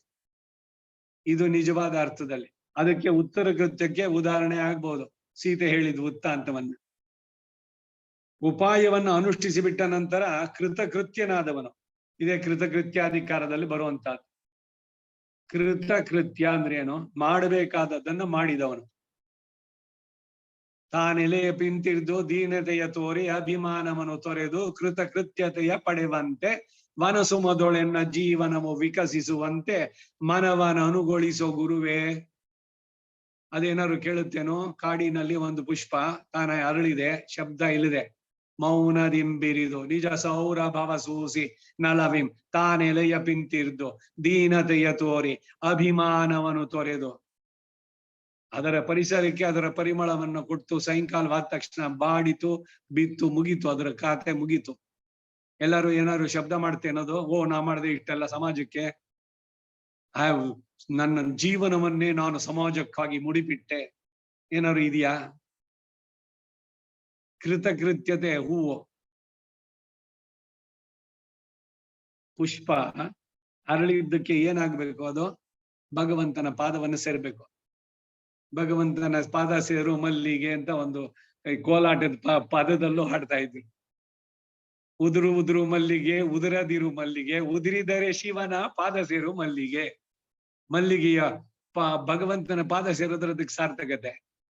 ಆದ್ರೆ ಅದನ್ನ ಯಾವ್ಯಾವ್ದಕ್ಕೆ ಉಪಯೋಗಿಸ್ತಾರೋ ಅದ್ರ ಮೇಲೆ ಹೋಗುತ್ತೆ ಅದರದ ಕರ್ಮ. ಅಲ್ಲಿ ಯಾವ್ದೋ ಶವದ ಅಲಂಕಾರಕ್ಕೆ ತಗೊಂಡು ಹೋಗಿ ಹಾಕಿದ್ರೆ ಪುಷ್ಪನ ಯಾರೋ ಹಣ ಇದೆ ತಂದ್ರು ಹಾಕದು. ಆದ್ರೆ ಪುಷ್ಪದ ಸಾರ್ಥಕತೆಯಲ್ಲಿ ಅದಕ್ಕೇನೆ ಎಲ್ಲರೂ ಮನೆ ಮುಂದೆ ಬೆಂಕಿ ಹಾಕಿದೆ ಅಂದ್ರೆ ಹೂ ಮಾರೋರು ಕೊಡೋದಿಲ್ಲ ನಾವು ಅಂತಾರೆ. ಸೊ ಪ್ರತಿಯೊಂದಕ್ಕೂ ಕೂಡ ಅಲ್ಲಿ ಬರ್ಬೇಕಾದ್ರೆ ಇಲ್ಲಿ ಕೃತಕೃತ್ಯತೆ ಅಂದ್ರೆ ಮನುಷ್ಯ ಶರೀರ ಪಡೆದಿದ್ದಕ್ಕೆ ಭಗವಂತನಲ್ಲಿ ಶರಣಾಗಬೇಕು. ಶರಣು ಆದ್ಮೇಲೆ ನನ್ನ ಭಾರವನ್ನು ಒಪ್ಸಿದ ಮೇಲೆ ಮತ್ತೆ ನಮ್ಮ ಅದ್ರ ಬಗ್ಗೆ ಯೋಚನೆ ಮಾಡೋದುಂಟ? ಬೇಕಿಲ್ಲ. ಯಾಕೆಂದ್ರೆ ಒಪ್ಸಿದ್ದಾಯ್ತು. ಒಪ್ಪಿಸಿದ ಮೇಲೆ ಅವನು ಏನ್ ಕೊಡ್ತಾನೋ ಅದು ಮಹಾಪ್ರಸಾದ. ಇನ್ನು ವಾಟ್ ರೈಟ್ಸ್ ಯು ಹ್ಯಾವ್? ನನಗಿದಿಷ್ಟ, ನನಗದಿಷ್ಟ ಇಲ್ಲ, ನನಗೆ ಹಿಂಗೆ ಬೇಕು, ನನ್ನ ಬಾಳ್ ಹಂಗ್ ಮಾಡಬೇಡ, ನೀವು ಡೈರೆಕ್ಟ್ ಮಾಡೋದಾ? ಡಾಕ್ಟರ್ ಹತ್ರ ಹೋಗ್ಬಿಟ್ಟು ಡಾಕ್ಟ್ರೆ ಇದನ್ನ ಬರ್ಕೊಡಿ ಅಂತಂದ್ರೆ ಏನು ಹೇಗಿರುತ್ತೆ? ತಲೆನೋವು, ನನಗೆ ಇದಕ್ಕೊಂದು ಅನಾಲ್ಜೆಸಿಕ್ ಬರ್ಕೊಟ್ಬಿಡಿ. ಹಾಗೆ ಭಗವಂತನಿಗೆ ನನಗೆ ಹಿಂಗಿರ್ಬೇಕು, ಹಂಗ್ ಮಾಡ್ಕೊಡಿ, ಹಿಂಗ್ ಮಾಡ್ಕೊಡಿ ಅಂತ ಹೇಳಿದ್ರೆ ಲೌಕಿಕವಾಗಿ ಹೇಗೆ ಡಾಕ್ಟ್ರು ಟಾಲರ್ ಮಾಡ್ತಾರೆ ಅನ್ನಿದ್ನ? ನೀವು ಅವ್ರಿಗೆ ಹೋಗಿ ನಿಮ್ಮ ಆರೋಗ್ಯದ ಬಗ್ಗೆ ಅವ್ರಿಗೆ ಪೂರ ಒಪ್ಸದ್ಮೇಲೆ ಅವ್ರಿಗೆ ನಿಮಗೆ ಯಾವ್ದು ಒಳ್ಳೇದೋ ಅದು ಗೊತ್ತು. ಅವ್ರಿಗೆ ಅವ್ರು ಬರ್ಕೊಟ್ಟಿದ್ದನ್ನ ನಂಬಿಕೆ ಶ್ರದ್ಧೆಯಿಂದ ತಗೋಬೇಕು. ಅಯ್ಯೋ ಇದು ಗೊತ್ತು ನನಗೆ, ಇದೇನ್ ಆಕ್ಟ್ ಆಗೋಲ್ಲ ನನಗೆ, ಹಾಗ ಅನ್ಕೊಂಡು ತಗೊಳ್ಳಿ, ಖಂಡಿತ ಆಕ್ಟ್ ಆಗೋಲ್ಲ. ನಂಬಿಕೆ ಬಹಳ ಮುಖ್ಯವಾದಂತಹ ವಿಷಯ. ಭಗವಂತನಲ್ಲಿ ನಂಬಿಕೆ ಇರಬೇಕು, ವೈದ್ಯನಲ್ಲಿ ನಂಬಿಕೆ ಇರಬೇಕು, ಜ್ಯೋತಿಷ್ಯದಲ್ಲಿ ನಂಬಿಕೆ ಇರಬೇಕು. ಅಂದ್ರೆ ಸರಿಯಾದವ್ರ ಹತ್ರ ಹೋಗಿ. ಅದನ್ನ ದುರುಪಯೋಗ ಮಾಡ್ಕೊಳ್ಳೋರು ಬೇರೆ ಇದ್ದಾರೆ ಬೇಕಾದಷ್ಟು ಜನ. ಈ ಟಿವಿನಲ್ಲಿ ಬರುತ್ತಲ್ಲ ಎಲ್ಲ ಜ್ಯೋತಿಷ್ಯ, ಅವರುಗಳು ಚೆನ್ನಾಗಿ ಉದ್ಧಾರ ಆದ್ರು. ಏನು ಒಂದೊಂದ್ ದಿವ್ಸಕ್ಕೆ ಒಂದೊಂದ್ ಶಾಂತಿಗಳು ಏನೋ ಹೇಳೋದು, ಇವೆಲ್ಲ ಬೇಕಾ? ಅದನ್ನ ಕೇಳ್ಬೇಕಾ? ವಾರ ಭವಿಷ್ಯ, ದಿನ ಭವಿಷ್ಯ, ಫಲ ಜ್ಯೋತಿಷ್ಯ ಬೇಕಿಲ್ಲ ನಮಗೆ. ಯಾಕೆಂದ್ರೆ ಎಲ್ಲವನ್ನ ಅವನಿಗೆ ಒಪ್ಸದ್ಮೇಲೆ ಯದ್ಯದ್ಭವ್ಯಂ ಭವತ್ ಭಗವನ್ ಪೂರ್ವ ಕರ್ಮ ಅನುರೂಪಂ. ಹಾಗಿದ್ಮೇಲೆ ನನಗೆ ಇದು ಬೇಕು ಅದು ಬೇಕು ಅಂತ ಕೇಳೋಕೆ ವಾಟ್ ರೈಟ್ಸ್ ಯು ಹ್ಯಾವ್? ನೀವು ಒಟ್ಟಿಗೆ ಭಗವಂತನಿಗೆ ಸಮರ್ಪಣೆ ಮಾಡಿದ್ಮೇಲೆ you don't belong to yourself. ಅವನ್ ಏನ್ ಡಿಸಿಷನ್ ಇದೆಯೋ ಅದನ್ನ ಅಕ್ಸೆಪ್ಟ್ ಮಾಡ್ಕೊಳ್ಳೋದು ಕಲ್ತ್ಕೋಬೇಕು. ಅವನ್ ಹಾಕಿ ತಾಳದಂಗೆ, ಕಣ್ಣು ಮುಚ್ಕೊಂಡು ಹೇಳದಂಗೆ ಇರ್ಬೇಕು. ಇದು ಪ್ರಪತ್ತಿಯ ನಿಜವಾದ ಅರ್ಥ. ಹಾಗೆ ಕೃತಕೃತ್ಯನಾದ ಇಂಥ ಅವಸ್ಥೆಯು ಯಾವಾಗ ಅಂದ್ರೆ ಉಪಾಯ ಅನುಷ್ಠಾನ ಮಾಡಿ ಕೃತಕೃತ್ಯನಾದ ನಂತರ ಈಗ ಉಪಾಯದ ವಿಷಯದಲ್ಲಿ ಇನ್ನು ಯಾವುದು ಬೇಕಿಲ್ಲ ಅಂತ ತಟಸ್ಥನಾಗಿ ಇರಬಹುದು. ಉಪಾಯ ಅನುಷ್ಠಾನ ವಿಷಯದಲ್ಲಿ ತಟಸ್ಥನಾಗಿ ಇರ್ಬೋದು. ಉಪಾಯನೇ ಬೇಡ ಅಂತಂದ್ರೆ, ಉಪಾಯ ಅಂದ್ರೆ ಅವನಿಗೆ ಪ್ರಪತ್ತಿ ಮಾಡ್ಕೊಳ್ಳೋದು, ಪ್ರಪತ್ತಿ ಮಾಡದೆ ಸುಮ್ಮನೆ ಇದ್ಬಿಡೋದು ಸರಿನೋ ಅಂತ ಕೇಳ್ತಾ ಇದ್ದಾರೆ. ಈ ಭಾವವನ್ನ ಪೂರ್ವ ಪಕ್ಷಿಗಳು ಉದಾಹರಿಸಿದ ಸೀತಾ ಪ್ರವೃತ್ತಿಯಲ್ಲೂ ಕಾಣಬಹುದು.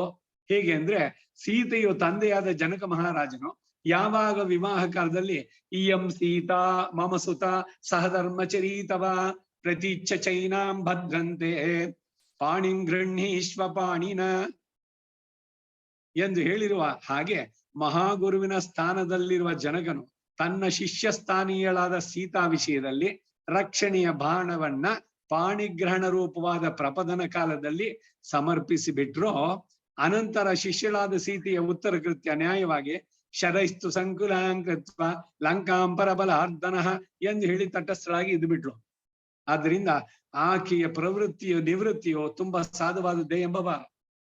ಪ್ರವೃತ್ತಾನಿ ನಿವೃತ್ತಯ ಅಂತ ಬರುತ್ತಲ್ಲ ದೇಶಕ್ಕೆ, ಇದ್ರಲ್ಲಿ ಮತ್ತೆ ಮತ್ತೆ ಸಂಸಾರದಲ್ಲಿ ನಾನು ಪ್ರವೃತ್ತಿ ಆಗದಂತೆ ಅದರಿಂದ ನಿವೃತ್ತಿಯನ್ನ ನೀನ್ ನಡೆಸು.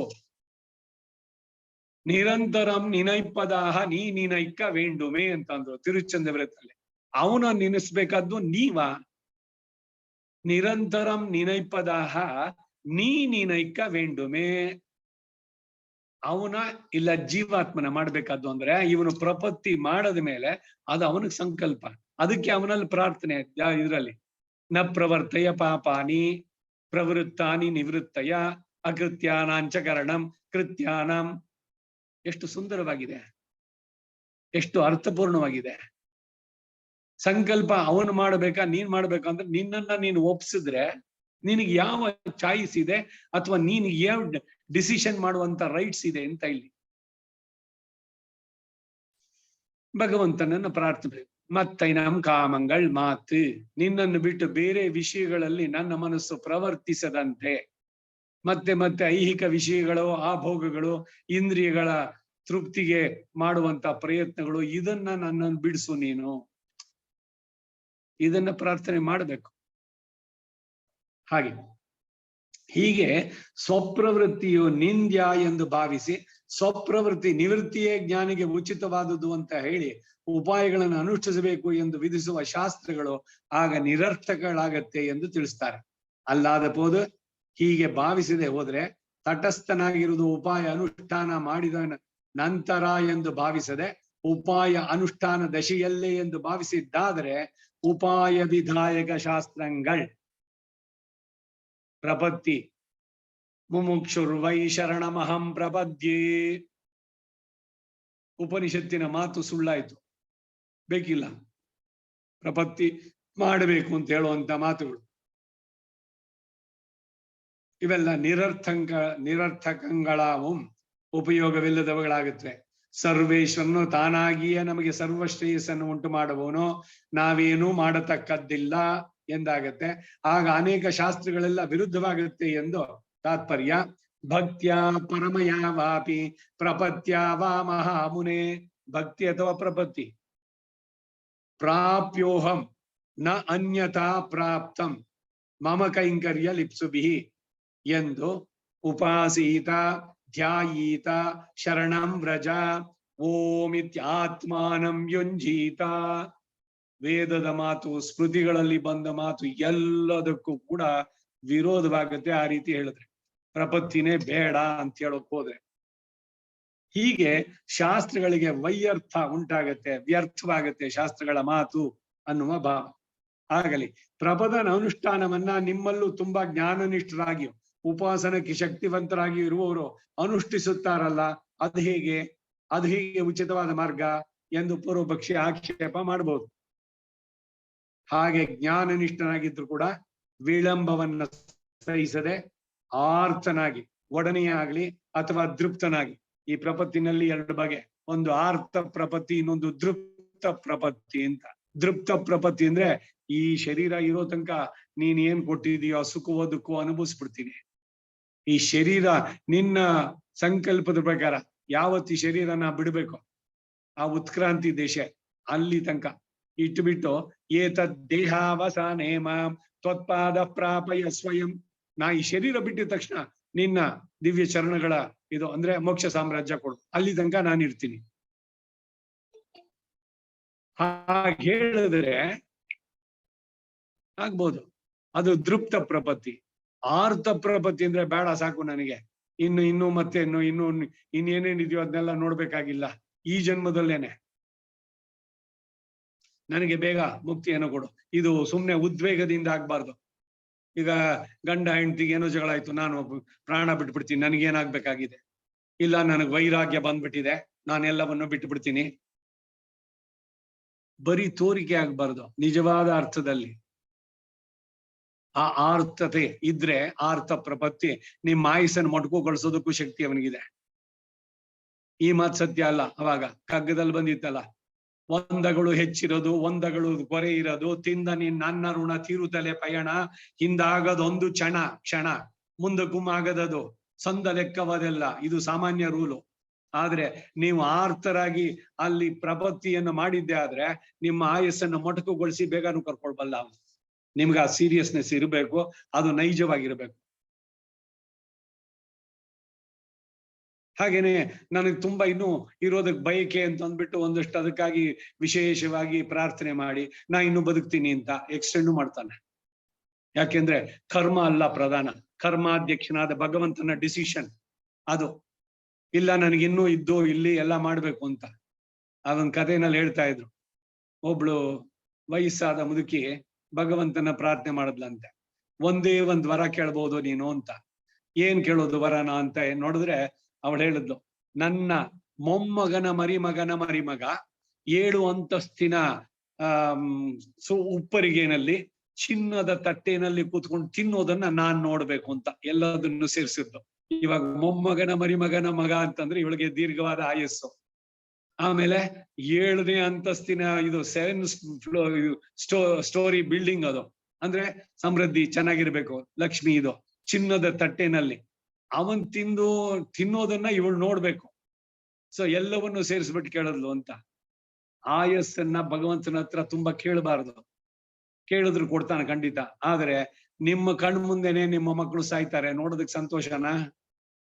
ಆರು ಹಿತವರು ನಿನಗೆ ಈ ಲೋಕ ಭುವಿಯೊಳಗೆ, ನಾರಿಯೋ ಧಾರುಣಿಯೋ ಬಲು ಧನದ ಸಿರಿಯೋ, ಯಾರು ಹಿತ ನಿನಗೆ? ದೀರ್ಘವಾದ ಆಯಸ್ ಕೇಳು. ನಿನ್ನ ಬಂಧುಗಳು ಎಲ್ರು ಕೂಡ, ನೀನೇನೋ ಇದ್ದೆ, ಮಿಕ್ಕವ್ರಿಗೆಲ್ಲ ಅವರೆಲ್ಲ ಹೋಗಿದ್ದನ್ನೆಲ್ಲ ಪ್ರೇತ ಕಾರ್ಯಗಳೆಲ್ಲ ನೋಡ್ಬೇಕಾ ನೀನು?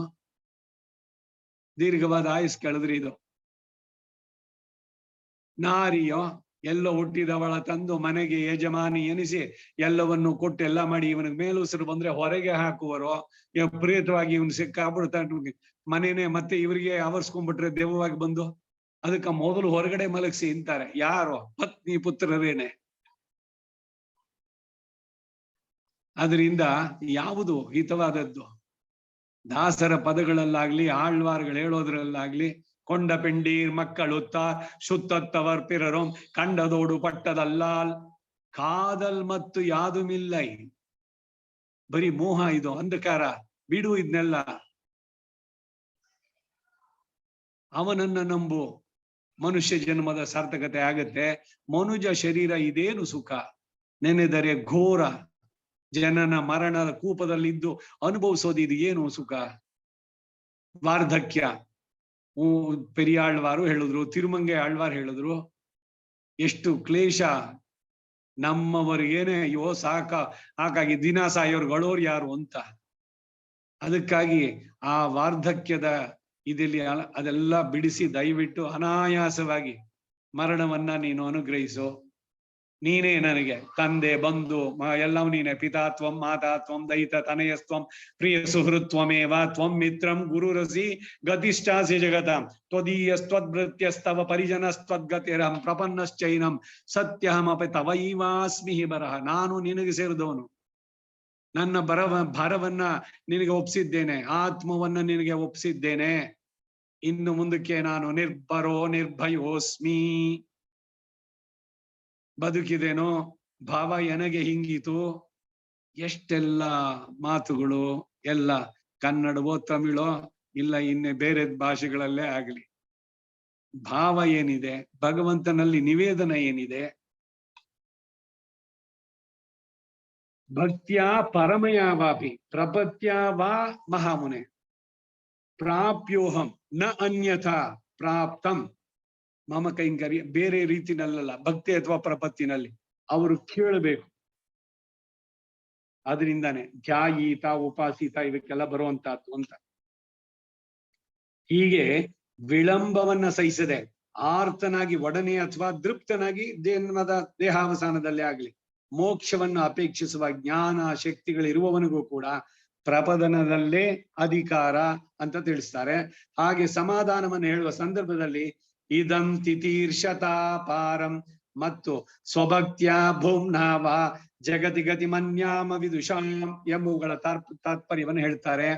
ಉಪಾಯಾಂತರത്തിൽ ಬೇರೆ ಉಪಾಯವಾದ ಭಕ್ತಿ ಯೋಗದಲ್ಲಿ ಅಂದರೆ ಉಪಾಸನದಲ್ಲಿ ತನಕ್ಕೆ ತನಗೆ ಪೂರ್ಣ ಜ್ಞಾನ ಉಂಟಾಗಿ ಅದರಲ್ಲಿ ಅನುಷ್ಠಾನ ಶಕ್ತಿ ಉಂಡಾನಾಲು ಅನುಷ್ಠಿಸುವ ಶಕ್ತಿಯನ್ನು ಹೊಂದಿದ್ರು ವಿಳಂಬ ಕ್ಷಮಮನಂದ್ರಿಕೆ ಮೋಕ್ಷ ಪ್ರಾಪ್ತಿಯಲ್ಲಿ ವಿಳಂಬವನ್ನ ಸಹಿಸದವನಾಗಿ ಇರುಕುಮಾಹಿಲ್ ಇದ್ದ ಪಕ್ಷದಲ್ಲಿ ಯಾವಾಗ್ಲೂ ಅವನು ಕೊಡ್ತಾನೆ. ಅದ್ಯೋ ವಾ ಶ್ವೋ ವಾ ಮಹಾಪ್ರಳಯೇಪಿವಾ ಅಂತ ಕಾಯೋದಾದ್ರೂ ಇರ್ಬೋದು. ಮೋಕ್ಷ ಪ್ರಾಪ್ತಿಯಲ್ಲಿ ವಿಳಂಬವನ್ನ ಸಹಿಸದೆ ಇರುವವನಿಗೆ ಇರುಕುಮಾಹಿಲ್ ಇದ್ದ ಪಕ್ಷದಲ್ಲಿ ಕಡುಗ ಫಲಾಂತರವಲ್ಲ, ಶೀಘ್ರವಾಗಿ ಫಲವನ್ನು ಹೊಂದಿಸತಕ್ಕಂತ ಶಕ್ತಿಯುಳ್ಳ ಪ್ರಪತ್ತಿಯೇ ನಮಕ್ ಉಚಿತೈ ಎಂದಿರುಕ್ಕುಂ ಅವನು ನಮಗೆ ಯೋಗ್ಯವಾದುದು ಎಂಬುದು ಭಾವಿಸಿರುವವನು ಪ್ರಪತ್ತಿக்கு ಅಧಿಕಾರಿಯ ಪ್ರಪದನಕ್ಕೆ ಅಧಿಕಾರಿಯಾಗ್ತಾನೆ. ಉಪಾಸನ ಅನುಷ್ಠಾನವನ್ನ ಮಾಡುವುದಕ್ಕೆ ಬೇಕಾದ ಜ್ಞಾನ ಮತ್ತು ಶಕ್ತಿ ಎರಡು ಇದ್ರೂ ಕೂಡ ಮೋಕ್ಷ ಪ್ರಾಪ್ತಿಯಲ್ಲಿ ವಿಳಂಬವನ್ನು ಸಹಿಸದೇ ಇದ್ರೆ, ಅಂದ್ರೆ ಈ ದೇಹಾವಸಾನ ನಂತರವೇ ಮೋಕ್ಷವಾಗಬೇಕೆಂಬ ತ್ವರೆ ಉಳ್ಳವನಾದ್ರೆ ಪ್ರಪದನದಲ್ಲೇ ಅಧಿಕಾರ ಅನ್ನೋದು ಹೇಳ್ಪಟ್ಟಿತ್ತು. ಈಗ ಪ್ರಪತ್ತಿ ಮಾಡೋದಕ್ಕೆ ಅಧಿಕಾರಿಗಳು ಯಾರು ಅನ್ನೋದ್ರ ಚರ್ಚೆ ಮುಂದಕ್ಕೆ ಹೋಗ್ತಾ ಇದೆ. ಹೀಗೆ ಹೇಳಿದ್ರೆ ಜ್ಞಾನ ಶಕ್ತಿಗಳಿದ್ದು ವಿಳಂಬವನ್ನ ಸಹಿಸುವನಾದರೆ ಭಕ್ತಿ ಯೋಗದಲ್ಲಿ ಅಧಿಕಾರ ಉಂಟಾಗೋದ್ರಿಂದ ಉಪಾಸನವನ್ನ ಬೋಧಿಸುವಂತಹ ಬ್ರಹ್ಮವಿದ್ಯೆಯು ನಿರರ್ಥಕವಾಗುವುದಿಲ್ಲ ಎಂಬ ಭಾವ. ಅಂತವರ ಮೂಲಕ ಉಪಾಯ ವಿಧಾಯಕ ಶಾಸ್ತ್ರಗಳು ನಿರರ್ಥಕಗಳಾಗುವುದಿಲ್ಲ ಎಂದು ಹೇಳದಂತಾಯ್ತು.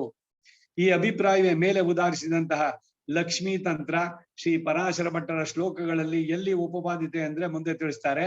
ಇತ್ತೈ ಈ ಅಭಿಪ್ರಾಯವೇ ಜ್ಞಾನ ಶಕ್ತಿಗಳಿದ್ರೂ ಕೂಡ ವಿಳಂಬವನ್ನ ಸಹಿಸದೇ ಇರುವವನಿಗೆ ಪ್ರಪನ್ನದಲ್ಲಿ ಅಧಿಕಾರ ಎಂಬುದು ಇದಂ ತಿತೀರ್ಷತಾಂ ಪಾರಂ ಇತ್ಯಾದಿಗಳಲ್ಲೇ ಇವೇ ಮೊದಲಾದವುಗಳಲ್ಲಿ ಹೇಳಲ್ಪಟ್ಟಿದೆ.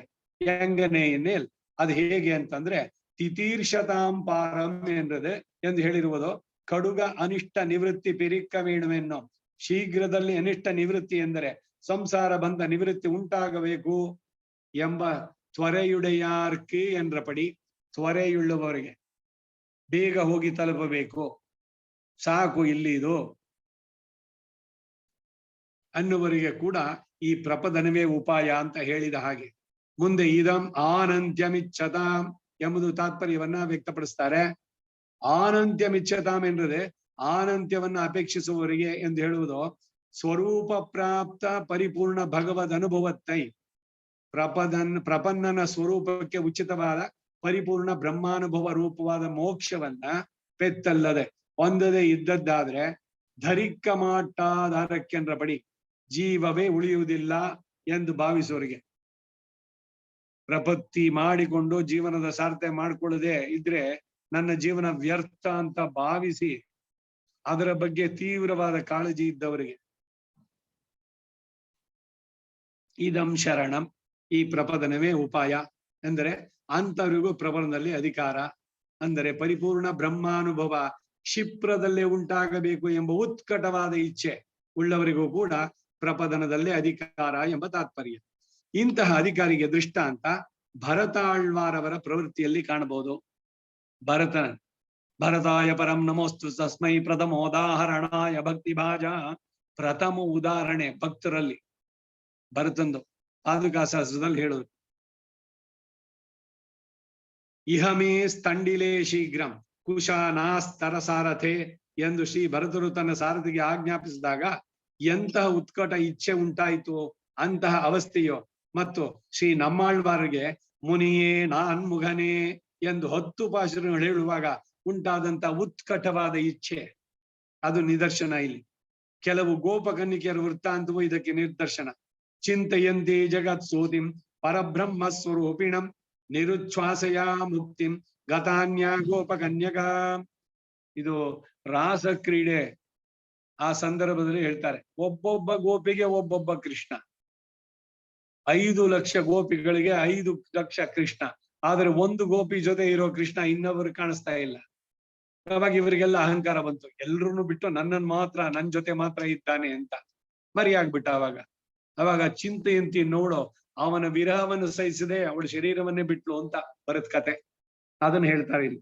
ಚಿಂತೆಯಂತಿ ಜಗತ್ ಸೂದಿಂ, ಜಗತ್ ಕಾರಣನಾದ ಪರಬ್ರಹ್ಮ ಸ್ವರೂಪನಾದ ಶ್ರೀಕೃಷ್ಣ ಭಗವಾನನ್ನೇ ಧ್ಯಾನಿಸುವಳಾಗಿ ಶ್ವಾಸ ನಿರೋಧವನ್ನ ಮಾಡಿ ಇನ್ನೊಬ್ಬ ಗೋಪಕನ್ನಿಗೆಯೋ ಮುಕ್ತಿಯನ್ನು ಹೊಂದಿದಳು ಎಂದು ಹೇಳಲ್ಪಟ್ಟಿರುತ್ತೆ. ಇವುಗಳೆಲ್ಲ ಉತ್ಕಟ ಇಚ್ಛೆಗೆ ನಿದರ್ಶನಗಳು, ತೀವ್ರವಾದಂತ ಇಚ್ಛೆ. ಇದ್ರ ಬಗ್ಗೆ ನಾನು ಒಂದು ಹೇಳ್ತೀನಿ, ಕೇಳಿದ್ದು ಹೀಗೇನೆ.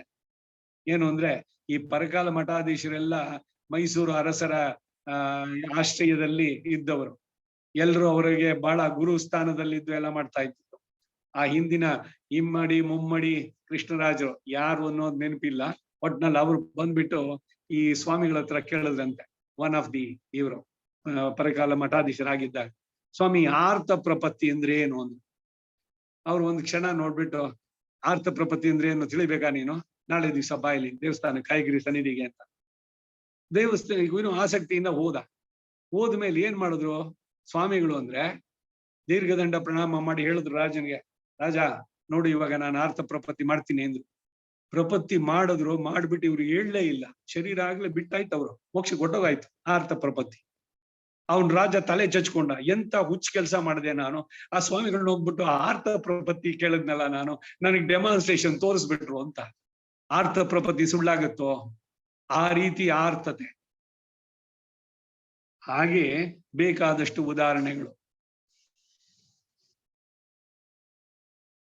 ಇವುಗಳಿಗೆ ಸರಿಯಾದ ಉಕ್ತಿಗಳು ಶ್ರೀ ಪರಾಶರ ಭಟ್ಟರ ಶ್ರೀ ಸೂಕ್ತಿಯಲ್ಲಿ ಯಾವುದು ಅಂತಂದ್ರೆ, ಈ 2 ಅಭಿಪ್ರಾಯಗಳನ್ನ ಒಟ್ಟುಗೂಡಿಸಿ ಸ್ವಭಕ್ತೇರ್ ಭೂಮ್ನಾವ ಗತಿ ಮನ್ಯಾಂ ಅವಿದುಷಾಂ ಎಂದು ಹೇಳಲ್ಪಟ್ಟಿತು ಎಂದು ಅಪ್ಪಣೆ ಕೊಡಿಸ್ತಾರೆ. ಇವ ಇರಂಡೆಯಂ ನೀನೈತ್ ಹೀಗೆ ಇದಂ ತಿಥಿಷ್ಯತಾಪಾನಂ ಎಂದು ಮತ್ತು ಇದಂ ಆನಂತ್ಯಮಿಚ್ಛತಾಂ ಎಂದು ಹೇಳಲ್ಪಟ್ಟಂತ 2 ವಿಧ ಅಧಿಕಾರವನ್ನ ಜ್ಞಾಪಕದಲ್ಲಿಟ್ಟು ಸ್ವಭಕ್ತೇರ್ ಭೂಮ್ನಾವ ಎಂಗಿರಾರ್ ಎಂದು ಶ್ರೀ ಪರಾಶರ ಭಟ್ರು ಹೇಳ್ತಾರೆ. ಆ 2ರ ಅಭಿಪ್ರಾಯವು ಕೂಡ ಈ ಸ್ವಭಕ್ತೇರ್ ಭೂಮ್ನಾವ ಎಂಬಲ್ಲಿ ಅಡಗಿದೆ ಎಂಬ ಭಾವ. ಅದು ಹೇಗೆ ಎಂಬುದನ್ನ ಅವರೇ ಉಪಪಾದಿಸಿ ಹೇಳ್ತಾರೆ. ಸ್ವಭಕ್ತೇರ್ ಭೂಮ್ನಾವ ಎಂಬಲ್ಲಿರುವ ಭಕ್ತಿ ಶಬ್ದವು ಭಕ್ತಿಯೋಗ ಎಂಬ ಅರ್ಥದಲ್ಲಿ ಪ್ರಯೋಗಿಸಲ್ಪಡಲಿಲ್ಲ ಎಂದು ಪರಮಾತ್ಮನಲ್ಲಿರುವ ನಿರತಿಶಯ ಪ್ರೀತಿಯ ಅತಿಶಯವನ್ನ ಬೋಧಿಸುತ್ತೆ ಅಂತ ತಿಳಿಸಿ, ಇಂತಹ ಪ್ರೀತಿಯ ಅತಿಶಯ ವಿಳಂಬವನ್ನ ಸಹಿಸದಿದ್ರು ಅಥವಾ ಪ್ರಾಪ್ತಿಯಲ್ಲಿ ಉತ್ಕಟ ಇಚ್ಛೆ ಉಂಟಾದರೂ ಲಭಿಸುತ್ತದೆ ಎಂದು ಉಪಪಾದಿಸ್ತಾರೆ. ಎಲ್ಲ ದರ್ಶನಗಳಲ್ಲೂ ಕೂಡ ಅದರ ವಿಕಲ್ಪಗಳು ಈ ರೀತಿಯಾಗಿ ಮೂಲತಃ ಅವ್ರು ಏನ್ ಹೇಳಿದ್ರು ಅರ್ಥ ಬಿಟ್ಬಿಟ್ಟು ಅವರವರ ಸ್ವಕಪೋಲ ಕಲ್ಪಿತ ಅಂತ ಅದನ್ನೇ ಹೇಳ್ತಾ ಬರ್ತಾರೆ. ಆ ರೀತಿ ಹೇಳ್ಬೇಕಾದ್ರೆ ಬೇರೆಯ ಮಾತುಗಳಿಗೆಲ್ಲ ವಿರೋಧ ಬರುತ್ತೆ ಅನ್ನೋದೆಲ್ಲ ಅವರಿಗೆ ನೆನಪೇ ಆಗೋಲ್ಲ. ಈಗ ಪ್ರಪತ್ತಿ ಮಾಡ್ಬಿಟ್ರೆ ಭಗವಂತ ನೀವ್ ಏನ್ ತಪ್ಪು ಮಾಡಿದ್ರು ಅದನ್ನ ಸ್ವೀಕರಿಸ್ತಾನೆ. ಹೇಗೆ ಅಂದ್ರೆ ಹಸು ಗಂಜಲವೋ ಸಗಣಿಯೋ ಬಿದ್ದಂತ ಹುಲ್ಲನ್ನು ತಿನ್ನೋದಿಲ್ಲ, ಒಂದು ಮೂಸ್ ನೋಡುತ್ತೆ ಅದನ್ನ, ತಿನ್ನೋಲ್ಲ ಅದನ್ನ. ಆದ್ರೆ ಆ ಕರು ಹುಟ್ಟಿದ ತಕ್ಷಣ ಅದ್ರ ಮೈ ಮೇಲೆ ಇರುವಂತ ಕೊಳೆನೆಲ್ಲ ತುಂಬಾ ಪ್ರೀತಿಯಿಂದ ನೆಕ್ಕೊಂಡು ತಿನ್ನುತ್ತಂತೆ. ಇದ್ರದ್ದು ಎಲ್ಲಿಗೆ ಅನ್ವಯ ಆಗುತ್ತಾ ಇದು? ಪ್ರಪತ್ತಿ ಮಾಡಿದಂತಹ ತನ್ನ ಭಕ್ತ ಅವನು ಬ್ರಹ್ಮಹತ್ಯಾ ದೋಷ ಮಾಡ್ಲಿ, ಇನ್ನೊಬ್ಬರನ್ನ ಕೊಲ್ಲಿ, ಅದನ್ನ ಆಹಾ ನನ್ನ ಭಕ್ತ ಎಷ್ಟು ಚೆನ್ನಾಗಿ ಕೆಲಸ ಮಾಡೋದ ಅಂತ ತುಂಬಾ ಸಂತೋಷದಿಂದ ತಗೊಳ್ತಾನಂತೆ ಭಗವಂತ. ಈ ವ್ಯಾಖ್ಯಾನ ಎಲ್ಲಿ ತನಕ ಸರಿ? ಇದು ಹೇಗ್ ಸರಿ? ಹಾಗಿದ್ದಾಗ ನೀತಿ ಸಂಹಿತೆಗಳು, ಇವರು ಬರೆದ ಸ್ಮೃತಿಗಳೆಲ್ಲ ತೆಗೆದು ಬಿಸಾಕ್ಬೇಕು. ಯಾವ್ದನ್ನು ತಲೆ ಹೊಡೀರಿ ನೀವು, ಇನ್ನೊಬ್ರದೋ ದುಡ್ಡು ಬೋಚ್ಕೊಳ್ಳಿ, ಇಲ್ಲ ಇನ್ಯಾರ್ದೋ ಮನೆಯನ್ನ ಬೈ ಫೋರ್ಸ್ ಪ್ರಪತ್ತಿ ಮಾಡ್ಕೊಂಬಿಡಿ, ಏನು ಬೇಕಾದ್ರೂ ಮಾಡಿ, ಭಗವಂತನಿಗೆ ಇಷ್ಟವಾಗತ್ತಂತೆ. ಇವೆಲ್ಲ ಸರಿಯಾಗುತ್ತೋ? ಏನೇನೋ ವ್ಯಾಖ್ಯಾನಗಳು ಅಸಂಬದ್ಧವಾದದ್ದು.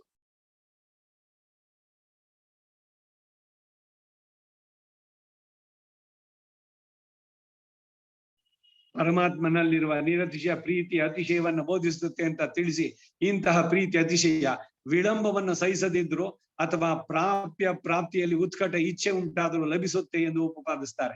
ಅಂತಹ ಪ್ರೀತಿ ಅತಿಶಯವನ್ನು ಹೊಂದಿದವರು ಅಧಿಕಾರಿಗಳು ಎಂದು ಇಲ್ಲಿ ಉಪದೇಶಿಸ್ತಾರೆ. ಹಿಂಗೆ ಇಲ್ಲಿ ಅಂದ್ರೆ ಸ್ವಭಕ್ತೇರ್ ಬೊಮ್ನಾವ ಎಂಬಲ್ಲಿ ಭಕ್ತಿ ಅನ್ನದ ಭಕ್ತಿ ಎಂದು ಹೇಳಿರುವುದು ಪ್ರೇಮ ಪಾರವಶ್ಯಕ್ಕೆ, ಪ್ರೀತಿಯ ಅತಿಶಯದಿಂದ ಪರವಶವಾಗಿರುವಂತಹ ಅವಸ್ಥೆಯನ್ನ ಚೊನ್ನಪಡಿ ಹೇಳಿದ ಹಾಗೆ ಅರ್ಥ ಎಂದು ಭಾವಿಸತಕ್ಕದ್ದು. ಹಾಗಲ್ಲದೆ ಭಕ್ತಿ ಯೋಗத்தை, ಭಕ್ತಿ ಯೋಗವನ್ನ ಚೊನ್ನಪಡಿ ಅದನ್ನ ಭಕ್ತಿ ಯೋಗವನ್ನು ಹೇಳಿತು ಎಂಬ ಅರ್ಥ ಅಲ್ಲ. ಇಂತಹ ಪ್ರೇಮ ಪಾರವಶ್ಯದ ಭೂಮಾ ಎಂದರೇನು ಎಂಬುದನ್ನ ಮುಂದಿನ ವಾಕ್ಯದಿಂದ ಈ ಭಕ್ತಿಯ ನುಡಿಯ ಎಂಬುದರಿಂದ ತಿಳಿಸ್ತಾರೆ. ಈ ಭಕ್ತಿಯ ನುಡಿಯ ಇಂತಹ ಪ್ರೀತಿಯ ಪಾರವಶ್ಯವಸ್ಥೆಯ ಭೂಮಾವಾಗಿರೋದು. ಭೂಮಾ ಎಂಬುದು ಕಡುಗ ಪ್ರಾಪ್ತಿ ಕಿಡಿಯಾದ ಪೋದು, ಶೀಘ್ರದಲ್ಲಿ ಪ್ರಾಪ್ತಿ ಉಂಟಾಗದೇ ಇದ್ರೆ ಅಳಿಯುಂಪಡಿಯಾನ ಅವಸ್ಥಾ ವಿಶೇಷ, ಜೀವಧಾರಣೆಗೆ ಶಕ್ತಿಯೇ ಇಲ್ಲದೆ ದೇಹನಾಶವನ್ನು ಉಂಟು ಮಾಡುವಂತ ಅವಸ್ಥಾ ವಿಶೇಷ. ಭೂಮ ಅನ್ನೋ ಪದ ಉಪಯೋಗಿಸಿದ್ ಯಾಕೆ ಅಂದ್ರೆ ಚಾಂದೋಗ್ಯ ಉಪನಿಷತ್ನಲ್ಲಿ ಭೂಮ ವಿದ್ಯೆ ಇದೆ. ನಾರದ ಸನತ್ ಕುಮಾರರ ಸಂವಾದದಲ್ಲಿ ಕಡೆನಲ್ಲಿ ಏನ್ ಹೇಳ್ತಾನೆ ಅಂದ್ರೆ, ಯತ್ರ ನಾಣ್ಯತ್ ಪಶ್ಯತಿ ನಾಣ್ಯತ್ ಶೃಣೋತಿ ನಾಣ್ಯತ್ ವಿಜಾನಾತಿ ಸವೈ ಭೂಮ ನ ಅಲ್ಪೇ ಸುಖಮಸ್ತಿ. ಇದೆ ಫೈನಲ್ ಕಡೆಯ ಇದು. ಎಲ್ಲಿ ಬೇರೆ ಏನೊಂದನ್ನು ನೋಡಲ್ವೋ, ಏನೊಂದನ್ನು ಕೇಳಲ್ವೋ, ಏನೊಂದನ್ನು ತಿಳಿಯಲ್ವೋ ಆ ಸ್ಥಿತಿ ಅಂದ್ರೆ ಪರಬ್ರಹ್ಮನನ್ನು ಬಿಟ್ಟು ಬೇರೆ ಏನನ್ನು ತಿಳಿಯಲ್ಲ. ಅದರಿಂದ ಸ್ವಲ್ಪ ಕಡಿಮೆ ಆದ್ರೆ ನ ಅಲ್ಪೇ ಸುಖಮಸ್ತಿ ಅಂತ ಇಲ್ಲಿ ಭೂಮ್ನ ಅನ್ನೋ ಪದಕ್ ಬಂತಲ್ಲ, ಅದಕ್ಕಾಗಿ ಹೇಳುದು. ಕಡುಗ ಪ್ರಾಪ್ತಿ ಗಿಡಿಯಾದ ಪೋದು, ಶೀಘ್ರದಲ್ಲಿ ಪ್ರಾಪ್ತಿ ಉಂಟಾಗದೇ ಇದ್ರೆ ಅಳಿಯುಂಪಡಿಯಾನ ಅವಸ್ಥಾ ವಿಶೇಷ, ಜೀವಧಾರಣೆಗೆ ಶಕ್ತಿಯೇ ಇಲ್ಲದೆ ದೇಹ ನಾಶವನ್ನುಂಟು ಮಾಡುವ ಅವಸ್ಥಾ ವಿಶೇಷ. ಕಬೀರನ ದೋಹೆಯಲ್ಲಿ ನಾನು ಹೇಗ್ ಬಾರಿ ಉದಾಹರಣೆ ಹೇಳಿದ್ದೀನಿ. ಬಾರೋ ಮನೆಗೆ ಪ್ರಿಯಕರನೆ, ನೀನಿಲ್ಲದೆ ಜೀವ ಸ್ವರಗಿದೆ ವರನೆ, ಅನ್ನ ಸೇರದು ನಿದ್ದೆ ಬಾರದು. ಕಬೀರನ ಮನ ತಲ್ಲಣಗೊಂಡಿದೆ, ನೀನಿನ್ನು ತಡ ಮಾಡಿದ್ರೆ ಈ ಶರೀರದಲ್ಲಿ ಈ ಆತ್ಮ ನಿಲ್ಲದು ಅಂತಾನೆ. ಭಗವಂತನನ್ನ ಕಾಣದೇ ಇದ್ರೆ ಶರೀರವನ್ನೇ ಬಿಡ್ತೀನಿ ಅಂತಾನೆ. ಆ ರೀತಿ ಜೀವಧಾರಣೆಗೆ ಶಕ್ತಿ ಇಲ್ಲದೆ ದೇಶ ನಾಶವನ್ನುಂಟು ಮಾಡುವಂತ ಅವಸ್ಥೆ. ಇದು ಪರಮ ಭಕ್ತಿಯ ದಶೆ. ಭಕ್ತಿಯ ಪರಾಕಾಷ್ಠೆಯಲ್ಲಿ ಎಲ್ಲರೂ ಕೂಡ ತಮ್ಮನ್ನೇ ತಾವು ಪೂರ್ಣವಾಗಿ ಸಮರ್ಪಣೆ ಮಾಡ್ಕೊಳ್ತಾರೆ. ಒಬ್ಬ ಕಾಮುಗಳನ್ನ ಶೀಘ್ರ ಹೊಂದಬೇಕೆಂಬ ಪ್ರೀತಿ ಅತಿಶಯವನ್ನು ಹೊಂದಿರುವ ಕಾಮುಕ ಆಕೆಯ ಪ್ರಾಪ್ತಿ ಇಲ್ಲದ್ರಿಂದ ಹೇಗೆ ನಶಿಸಿ ಹೋಗಿ ಪ್ರಾಣವನ್ನು ಬಿಡ್ತಾನೋ, ನಮ್ಮ ಮಡಲ್ಲುಗಳು ಶಿರಿಯ ತಿರುಮಡಲ್, ಪೆರಿಯ ತಿರುಮಡಲ್, ಇವುಗಳಲ್ಲಿ ಆ ಪ್ರೀತಿಯ ಅತಿಶಯ ಏನಾರು ಆಗ್ಲಿ, ನಾನು ಸಮಾಜಕ್ಕೋ ಈ ಮರ್ಯಾದೆಗಳು ಅದ್ ಏನನ್ನು ಕೇರ್ ಮಾಡಲ್ಲ. I don't care for anything. ನನಗೆ ಅವನು ಇದು ಇಂಥವ್ರ ಮಗ ನನ್ನನ್ನ ಪ್ರೀತಿಸಿ ಮದುವೆ ಆಗ್ತೀನಿ ಅಂತೇಳಿ ಮದುವೆ ಮಾಡೋಗ ಅನ್ಕೊಂತಿದ್ದಾನೆ, ನಾನ್ ನನ್ನ ಪ್ರಾಣವನ್ನೇ ಬಿಡ್ತೀನಿ ಇವಾಗ ಅಂತಾಳ ಅವಳು. ಅವಾಗೇನು, ಹುಡುಗನ ತಂದೆ ತಾಯಿ ಬಂದು ಬೇಡಮ್ಮ ನೀ ಮಡ್ಲೂರ್ ಬೇಡ, ನಾನ್ ನನ್ನ ಮಗನಿಗೆ ಹೇಳ್ತೀನಿ ನಿನ್ನನ್ ಮದುವೆ ಆಗೋಕೆ ಅಂತ. ಇಲ್ಲ, ಹೆಣ್ಣಿನ ತಂದೆ ತಾಯಿನೇ ಹೋಗಿ ಅವನ್ ಕಾಲಿಟ್ಕೊಂಡು ಏನಾರು ಮಾಡಿ ನನ್ನ ಮಗಳು ಉಳಿಯೋದಿಲ್ಲಪ್ಪ ನೀನ್ ಮದುವೆ ಆಗು ಅಂತ ಹೇಳಬೇಕು. ಇವರಿಬ್ರು ಇಲ್ಲ ಅಂದ್ರೆ ಆ ಊರಿನ ಪಟೇಲನೋ ಇವನೋ ಪಂಚಾಯತಿ ಸೇರಿಸಿ, ಏನಯ್ಯ ನೀನ್ ಅವಳನ್ನ ಪ್ರೀತಿಸಿದ್ದು ಸತ್ಯನ, ಮತ್ ಯಾಕೆ ಇವಾಗ ಮದ್ವೆ ಆಗೋಲ್ಲ ಅಂತ ತಿಳಿತ್ಯಾ ಅಂತ. ಅವನು ಬರ್ಲಿಲ್ಲ ಅಂದ್ರೆ ಇವಳೊಂದು ತಾಳೆ ಮರದ ಬುಡ, ಎಲ್ಲ ಸುತ್ತಲೂ ಕತ್ತರಿಸೋದು ಶಾರ್ಪ್ ಆಗಿರುತ್ತೆ ಎಡ್ಜು, ಅದ್ರ ಮೇಲೆ ಮೈಗೆ ಬೂದಿಯನ್ನು ಬಳ್ಕೊಂಡು ಒಂದು ಎಕ್ಕದ ಹೂವಿನ ಮಾಲೆಯನ್ನು ಹಾಕೊಂಡು ಅದ್ರ ಮೇಲೆ ಮಲಗ್ತಾಳೆ. ಅವಳನ್ನು ಎಳ್ಕೊಂಡ್ ಬರ್ತಾರೆ ಊರಿನ 4 ಬೀದಿನಲ್ಲಿ. ಎಲ್ಲ ಕಡೆನಲ್ಲೂ ಮೈ ಎಲ್ಲ ಕತ್ತರಿಸಿ ಎಲ್ಲ ಆಗಿ ಆ ಕಡೆಗೆ ಬರುವತ್ತಿಗೆ ಅವಳು ಪ್ರಾಣ ಹೋಗಿರುತ್ತೆ. ಇದು ಮಡಲೂರೋದು ಅಂತ. ನಮ್ಮ ಆಳ್ವಾರು ಮಡಲೂರ್ತಾರೆ, ಪಾಶುರ ಇದೆ. ತಿರುಮಂಗೆ ಆಳ್ವಾರು ಪ್ರಸಿದ್ಧವಾಗಿಯೇ ಶಿರಿಯ ತಿರುಮಡಲ್, ಪೆರಿಯ ತಿರುಮಡಲ್. ಒಂದೊಂದು ಕಡೆನೂ ಹೋಗಿ ಈ ಭಗವಂತ ನಂಬೇಡಿ ಅಂತ ಒಂದೊಂದು ದಿವ್ಯ ಕ್ಷೇತ್ರಕ್ಕೆ ಹೋಗಿ, ಅವನ್ ನನ್ನನ್ನು ಮದುವೆ ಆಗ್ತೀನಿ ಅಂತ ಹೇಳಿ ಮೋಸ ಮಾಡದ ಅಂತ ಹೇಳಿ ನೀನ್ ಮಾನ ಕಳಿತೀನಿ ಅಂತಾರೆ. ಭಗವಂತನನ್ನೇ ಆ ಪ್ರೀತಿಯ ಅತಿಶಯದಲ್ಲಿ ಏನಾರು ಆಗ್ಲಿ ನಾನು ಅವನನ್ನ ಪಡೆದೇ ಆಗ್ಬೇಕು, ಆ ತೀವ್ರತೆ. ಹಾಗೆ ಅಂತಹ ಪ್ರೀತಿಯ ಅತಿಶಯ ಅದು ಭಕ್ತಿಯ ಭೂಮ ಎಂದು ಕರೆಯಲ್ಪಡುತ್ತೆ. ಭೂಮ ಅಂದ್ರೆ ಅದಕ್ಕೆ ಫೈನಲ್. ಇದು ತಾನು ಹೇಳಿದೆ ಭೂಮ ವಿದ್ಯೆ ಅಂತಂದ್ರೆ ಏನು ಅಂತ. ಭಗವಂತನಲ್ಲಿ ಇಂತಹ ನಿರತಿಶಯ ಪ್ರೀತಿಯ ಅತಿರೇಕ ಕೆಲವರಿಗೆ ಹಿಂದಿನ ಸುಕೃತ ವಿಶೇಷದಿಂದ ಲಭಿಸುತ್ತೆ. ಅಂತಹ ಪರಮಾತ್ಮನ ನಗಲಿ ತುಂಬಾ ಕಾಲ ಇರಲಾರದ ದಶೆಯಲ್ಲಿರುವವರು. ಇಂತಹ ಅವಸ್ಥೆಯೇ ವಿಷ್ಣು ಪುರಾಣದಲ್ಲಿ ಯಾ ಪ್ರೀತಿ ಅವಿವೇಕಾನಾಂ ವಿಷಯೇಶು ಅನಪಾಯಿನಾಂ ತಾಮನುಸರತ ಸಾಮೆ ಹೃದಯನ್ ಆಪಸರ್ಪತು. ಇದು ಪ್ರಹ್ಲಾದ ಹೇಳಿದ ಮಾತು. ತೊಡೆ ಮೇಲೆ ಕೂರಿಸ್ಕೊಂಡು ನರಸಿಂಹ ಏನ್ ಬೇಕು ನಿಂಗೆ ಕೇಳು ಅಂದ. ನಕ್ಬಿಟ್ಟ ಅವನು. ಏನು ಮತ್ತೆ ನಿನ್ನ ಮಾಯೆಯಲ್ಲಿ ನನ್ನನ್ನು ಹಾಕ್ಬೇಕು ಅಂತ ಇಷ್ಟಾನ? ನೀನೇ ಸಿಕ್ಕಿದ ಮೇಲೆ ನನಗೆ ಇನ್ನೇನ್ ಬೇಕು ಅಂತ? ಇಲ್ಲ ಪ್ರಹ್ಲಾದ, ನನಗೆ ತುಂಬಾ ಸಂತೋಷವಾಗಿದೆ, ನಿನಗೇನಾದ್ರು ಕೊಡ್ಬೇಕು ಅಂತ. ಹಾಗಿದ್ರೆ ಯಾ ಪ್ರೀತಿ ಅವಿವೇಕಾನ, ಅವಿವೇಕಿಗಳಾದವರಿಗೆ ಪ್ರಾಪಂಚಿಕದ ವಿಷಯದಲ್ಲಿ ಇದೆಯಲ್ಲ ಆ ಬಯಕೆ, ಆ ತೀವ್ರತೆ, ಏನಾರು ಮಾಡಿ ಅದನ್ನ ಪಡೀಲೇಬೇಕು. ಪಕ್ಕದ ಮನೆಗೆ ಬಂದಾಯ್ತು, ನಮ್ಮ ಮನೆಗೆ ಇಲ್ದಿದ್ರೆ ಹೇಗೆ? ಅದು ನಮ್ಗೆ ಅವಶ್ಯಕತೆನೋ ಇಲ್ವೋ? ಬಿಕಾಸ್ ಜಾನ್ ಸ್ಯಾವಿಟ್ ಈ ಸೇಲ್ಸ್ ಇದರಲ್ಲಿ ಪ್ರಮೋಷನ್ ಬರುವಂತದ್ದು. Buy people buy. ಯಾಕೆ ಪರ್ಚೇಸ್ ಮಾಡ್ತಾರೆ ಅಂದ್ರೆ ಅವ್ರಿಗೆ ನಿಜವಾದ ಅವಶ್ಯಕತೆ ಅಲ್ಲ, ಇನ್ನೊಬ್ಬರ ಮನೆಯಲ್ಲಿ ಇತ್ತದೋ, ಅವ್ರ ಮನೇಲಿ ಇಲ್ದಿದ್ದು ನಮ್ಮಲ್ಲಿ ಇಲ್ದಿದ್ರೆ ಹೆಂಗೆ, ಅದಕ್ಕಾಗಿ ಜನಗಳು ಪರ್ಚೇಸ್ ಮಾಡ್ತಾರೆ.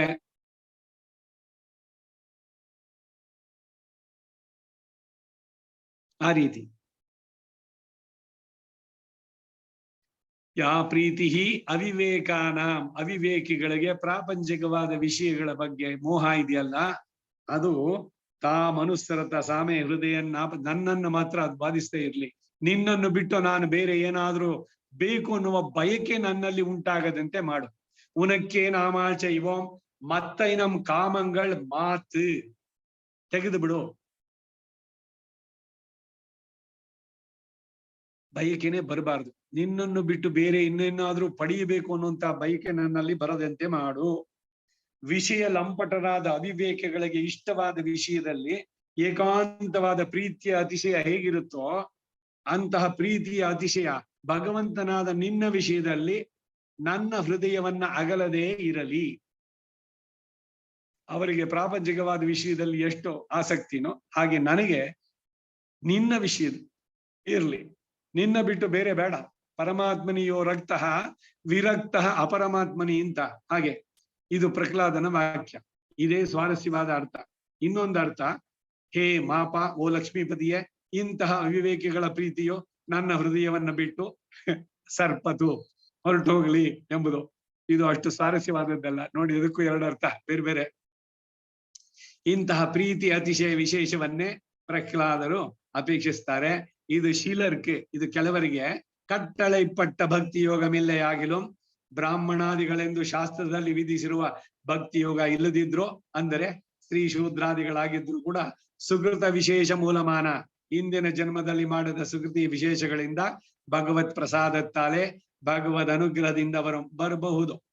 ಈ ಅವಸ್ಥೆಯುಡೆಯವನು, ಇಂತಹ ಪ್ರೀತಿ ಅತಿಶಯವನ್ನು ಹೊಂದಿರುವವನು ಅಧಿಕಾರಿ, ಪ್ರಪದನಕ್ಕೆ ಆರ್ತನಾದ ಅಧಿಕಾರಿ. ಅದೇನು ಅಂದ್ರೆ ಇನ್ನೊಂದಾದ ಉಪಾಯವಾದ ಉಪಾಸನದಿಂದ ಆರ್ತನ ಮನೋರಥವನ್ನ ಸರ್ವೇಶ್ವರನು ಪೂರ್ಣ ಮಾಡಲು ಸಾಧ್ಯವಿಲ್ಲದ್ದರಿಂದ ಅಂತಹ ಅಧಿಕಾರಿಗೆ ಪ್ರಪದನವೇ ಅಧಿಕಾರ ಎಂಬ ತಾತ್ಪರ್ಯ. ಇದಕ್ಕೆ ದೃಷ್ಟಾಂತವಾಗಿ ಚಿಂತಯಂತಿ ಜಗತ್ಸೂತಿಂ ಪರಬ್ರಹ್ಮ ಸ್ವರೂಪಿಣಿ ನಿರುಚ್ಛ್ವಾಸತೆಯ ಮುಕ್ತಿ ಗತಾನ್ಯೋಪಗೋಪಗನ್ನಿಕ ಅಂತಾನೆ. ಪ್ರೀತಿ ಅತಿಶಯದಿಂದ ಚಿಂತಿಸುತ್ತಾ ಶ್ವಾಸ ನಿರೋಧದ ಮೂಲಕ ನಿರಾಣವನ್ನ ಇನ್ನೊಬ್ಬ ಗೋಪಗನ್ನಿಕೆಯ ಮುಕ್ತಿ ಪಡೆದಳು ಅಂತ. ಶಬರಿ ಆರ್ತಳಾಗಿ ಶ್ರೀರಾಮಾಜ್ಞೆಯನ್ನ ಪ್ರಾರ್ಥಿಸುವಳಾಗಿ ಅಗ್ನಿ ಪ್ರವೇಶವನ್ನ ಮಾಡಿ ಮೋಕ್ಷವನ್ನು ಹೊಂದಿದಳು ಎಂದು ಹೇಳಲ್ಪಟ್ಟೆ. ಯತ್ರತೆ ಸುಕೃತಾತ್ಮಾನೋ ವಿಹರಂತಿ ಮಹರ್ಷಯ ತತ್ಪುಣ್ಯಂ ಶಬರಿ ಸ್ಥಾನಂ ಜಗಾಮ ಆತ್ಮ ಸಮಾಧಿನ ಎಂಬಲ್ಲಿ ಆತ್ಮ ಸಮಾಧಿನ ಎಂದರೆ ಪರಬ್ರಹ್ಮನನ್ನ ಚಿಂತಿಸುವಳಾಗಿ ಎಂಬರ್ಥ. ಮೇಲಿನ ಶ್ಲೋಕದ ಚಿಂತೆಯಂದೇ ಜಗತ್ ಸೂತ್ಯಂ ಎಂಬುದರ ಅರ್ಥವು ಇದಕ್ಕೆ. ಶ್ರೀ ಗೋವಿಂದರಾಜ ವ್ಯಾಖ್ಯಾನದಲ್ಲಿ ಸ್ತ್ರೀಯ ಅಪಿ ವಿದುರಾದೇಹೆ ಇವ ಯೋಗಾಧಿಕಾರ ಸಂಭವತಿ ತದಂಗ ಯಜ್ಞಾದಿ ಕರ್ಮ ಸ್ಥಾನೆ ಗುರು ಶುಶ್ರೂಷ. ಹೀಗೆ ಶಾಸ್ತ್ರ ವಿರುದ್ಧವಾಗಿ ವಿದುರಾದಿಗಳು ಸ್ತ್ರೀಯಾದ ಶಬರಿಯು ಉಪಾಸನವನ್ನು ಅನುಷ್ಠಿಸಿದ್ರು ಅಂತ ಹೇಳಲ್ಪಟ್ಟಿದೆ. ಶ್ರೀ ಗೋವಿಂದರಾಜರು ಇಂತಹ ಶಾಸ್ತ್ರ ವಿರುದ್ಧವಾದ ವ್ಯಾಖ್ಯಾನ ಮಾಡಿರುವುದು ಆಶ್ಚರ್ಯಕರವಾದ್ದು. ಶ್ರೀಕೃಷ್ಣ ಭಗವಾನ್ ಅವರೇ ದುರ್ಯೋಧನ ಸಭೆಯಲ್ಲಿ ಎಳ್ಳಷ್ಟಾಗಲಿ ಶಾಸ್ತ್ರದ ಅತಿಕ್ರಮ ಮಾಡುವುದಿಲ್ಲ ಅಂತ ಶಪಥ ಮಾಡುದು. ಗೋವಿಂದರಾಜ ವ್ಯಾಖ್ಯಾನವನ್ನ ಇವ್ರು ಕಾಮೆಂಟ್ ಮಾಡ್ತಾ ಇದ್ದಾರೆ. ಗೋವಿಂದರಾಜ ವ್ಯಾಖ್ಯಾನ ಸರಿಯಾಗಿದೆ, ಗೊತ್ತೈತೆ. ನಮಗೆ ಆಧಾರವಾಗಿರೋದು ಗೋವಿಂದರಾಜ ವ್ಯಾಖ್ಯಾನ. ಯಾಕೆ ಅಂದ್ರೆ ಅದು ವಿಶಿಷ್ಟಾದ್ವೈತ ಪರವಾಗಿರೋದು. ರಾಮಾಯಣಕ್ಕೆ ಬೇರೆ ಬೇರೆ ವ್ಯಾಖ್ಯಾನಗಳು ಬಹಳಷ್ಟಿದೆ.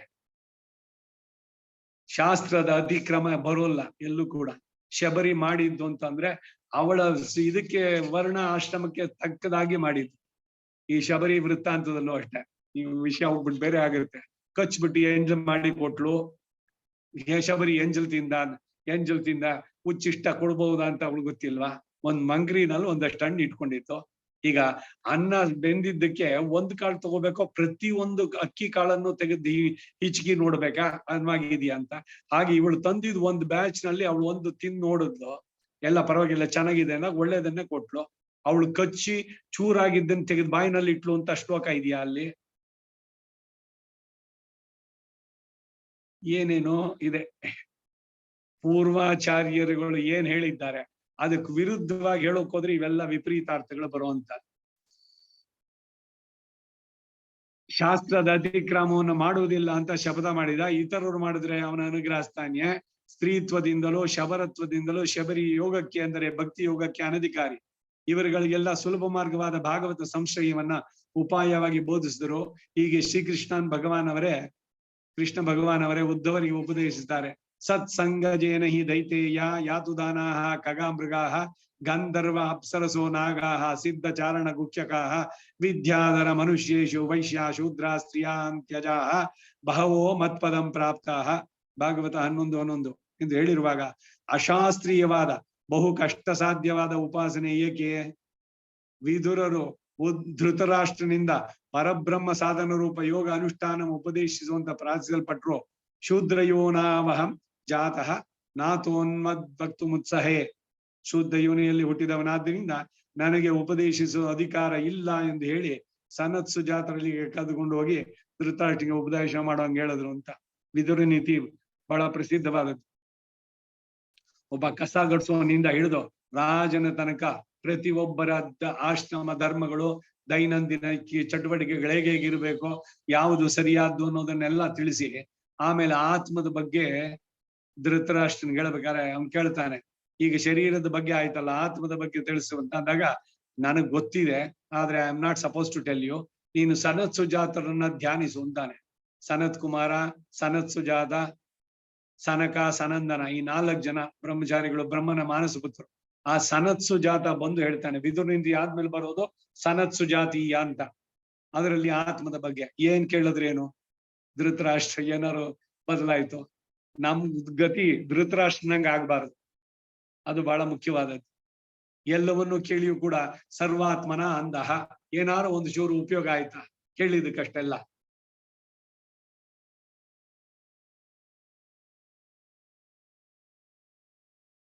ಹೀಗೆ ಬಾಯಲ್ಲೂ ಕೂಡ ಉಚ್ಚರಿಸಲು ತಮಗೆ ಅರ್ಹತೆ ಇಲ್ಲವೆಂದು ಹೇಳಿದವರು ತಾವೇ ಅದನ್ನು ಅನುಷ್ಠಿಸ್ತಾರೇನು? ಶಾಸ್ತ್ರವನ್ನ ಉಲ್ಲಂಘನೆ ಮಾಡೋದಲ್ಲ. ರಾಮಾನುಜರು ಶಾಸ್ತ್ರ ಉಲ್ಲಂಘನೆ ಮಾಡಿಲ್ಲ. ಸುಮ್ಮನೆ ದೊಡ್ಡ ಸಮಾಜ ಸುಧಾರಕ, a great social reformer, irrespective of caste and creed ಎಲ್ಲ ಹೇಳ್ಬಿಟ್ರು ಅಲ್ಲಿ ದೇವಸ್ಥಾನದ ಮೇಲೆ ನಿಂತು ತಿರುಕೋಟಿಯೂರ್ನಲ್ಲಿ. ಏನು ಅಷ್ಟಾಕ್ಷರಿನೇ ಹೇಳಿದ್ರು. ಏನೆಲ್ಲ ಪ್ರೊಜೆಕ್ಟ್ ಮಾಡ್ತಾರೆ. ಮತ್ತೆ ಶ್ರೀಭಾಷ್ಯದಲ್ಲಿ ಯಾಕೆ ಬರೆದ್ರು ಅವರು ವರ್ಣಾಶ್ರಮ ಇವುಗಳೆಲ್ಲ ಬಹಳ ಅಗತ್ಯ ಅಂತ ಅಂದ್ಬಿಟ್ಟು. ಎಷ್ಟು ಜನರ ಉದಾಹರಣೆ ಇಲ್ಲ. ತಿರುಪಾಣ ಆಳ್ವಾರ್ ಕರೆದಿದ ತಕ್ಷಣ ದೇವಸ್ಥಾನದೊಳಗೆ ಭಗವಂತ ಕರೀತಾನೆ ಅಂದ್ರೆ ತಡಿ ಒಂದ್ ಸಲ ಓದ್ಕೊಂಡ್ ಬರ್ತೀನಿ ನಾನು, ಅವನ್ ಕರಿತಾ ಇದ್ದಾನೆ ಅಂದ್ರೆ ಹೋಗ್ಬೇಕು ಅಂತ ಹೋಗ್ಬೋದಿತ್ತಲ್ಲ, ಬರೋಲ್ಲ ಅಂತಂದಿದ್ ಯಾಕೆ? ಇದ್ ಹೇಳೋದ್ರಿಂದ ಬೇರೆ ಧರ್ಮಶ ಇದನ್ನ ನಿಂದನೆ ಮಾಡಿದ್ದಲ್ಲ. ಇಲ್ಲಿ ಅವರವರ ಲಿಮಿಟ್ಸ್ ಏನು ಅಂತ ತಿಳಿದವರು. ತಿರುಮಳಿಸಿ ಆಳ್ವಾರ್ ಬರ್ತಾ ಇದ್ದಾರೆ ದಾರಿನಲ್ಲಿ, ಅವರು ನೋಡಿದ ತಕ್ಷಣನೇ ಇವರು ಬೇರೆ ಕುಲದವರು, ವೇದವನ್ನ ಇವ್ರ ಮುಂದೆ ಹೇಳೋದಲ್ಲ ಅಂತ ಹೇಳ್ಬಿಟ್ಟು ನಿಲ್ಲಿಸ್ಬಿಟ್ರು. ಅವ್ರು ಎರಡೆಜ್ಜೆ ಮುಂದಕ್ಕೆ ಹೋದ್ರೆ ಇವ್ರು ಎಲ್ಲಿ ನಿಲ್ಸಿದ್ರು ಅಂತ ಮರ್ತೋಯ್ತು. ಪಕ್ಕದ ಗದ್ದೆಯಿಂದ ಒಂದ್ ಭತ್ತದ ಈ ಹೊಡೆ ಇತ್ತು, ಅದನ್ನ ತಗೊಂಡು ಬಿಡಿಸ್ಬಿಟ್ಟು ತೋರ್ಸಿದ್ರು. ಕೃಷ್ಣೇನ ನಖ ನಿರ್ಭಿನ್ನಂ ಅನ್ನೋ ಜಾಗದಲ್ಲಿ ನಿಲ್ಸಿದ್ದೀರಿ, ಕಂಟಿನ್ಯೂ ಮಾಡಿ ಅಂತ ತೋರ್ಸಿದ್ರು. ಬಾಯಿನಲ್ಲಿ ಯಾಕೆ ಹೇಳಲಿಲ್ಲ? ಎಷ್ಟು ವೃತ್ತಾಂತಗಳು ಹೀಗೆ. ಧರ್ಮ ವಿಧಿ ಇವುಗಳನ್ನ ಸರಿಯಾಗಿ ತಿಳಿದು ಆಚರಣೆ ಮಾಡೋದು. ರಿಫಾರ್ಮ್ಸ್ ಮಾಡ್ತೀವಿ ಅಂತ ನಾವ್ ಏನೇನು ಮಾಡೋಂಗಿಲ್ಲ. ಆಪಸ್ತಂಭ ಗೃಹ್ಯ ಸೂತ್ರ ಆಧಾರ. ಅದಕ್ಕೆ ವಿರುದ್ಧವಾಗಿ ಯೋ ಅಯಥಾ ದೇವಯಜನಂ ಕರೋತಿ ಪಾಪೀಯಾನ್ ಭವತಿ, ಯೋ ಯಥಾ ದೇವಯಜನಂ ಕರೋತಿ ವಸೀಯಾನ್ ಭವತಿ. ಎಲ್ಲ ಒಂದು ಸಿದ್ಧವಾಗಿದೆ. ಎಲ್ಲ ಅವರೆಲ್ಲ ದಾರ್ಶನಿಕರು ಎಲ್ಲವನ್ನ ತಿಳಿದು ಲೋಕದ ಹಿತಕ್ಕಾಗಿ ಮಾಡಿರುವಂತ ನೀತಿ ಸಂಹಿತೆಗಳು. ಇದು ಮಾಡಬೇಕು, ಇದು ಮಾಡಬಾರ್ದು, ಯುಕ್ತ ಆಯುಕ್ತ ಎಲ್ಲದಕ್ಕೂ ಇರುವಂತಹದ್ದು. ಸರಿಯಾಗಿ ಅದರ ಅರ್ಥವನ್ನು ತಿಳಿದು ಆಚರಿಸಿದ್ರೆ ಆತ್ಮದ ಉದ್ಧಾರ. ಅದು ಬಿಟ್ಟು ಏನೇನೋ ಅರ್ಥಗಳು ವಿಕಲ್ಪಗಳನ್ನ ಕಳಿಸಿ ಎಲ್ಲ ಕನ್ಫ್ಯೂಷನ್ ಮಾಡಿಡ್ತಾರೆ ಅಷ್ಟೇ ಲೋಕಕ್ಕೆ. ದೇಶಿಕರ ಮಾತುಗಳು ಅದ್ರಲ್ಲಿ ನೋಡಿ, ಆ ಪರಮತ ಭಂಗ ಅದೊಂದು ಸಪರೇಟ್ ಆಗಿ ಒಂದ್ ಮಾಡಿದ್ವಿ. 56 ಪಾಶುರಗಳಿಗೆ ಒಂದು ಸಪರೇಟ್ ಬುಕ್.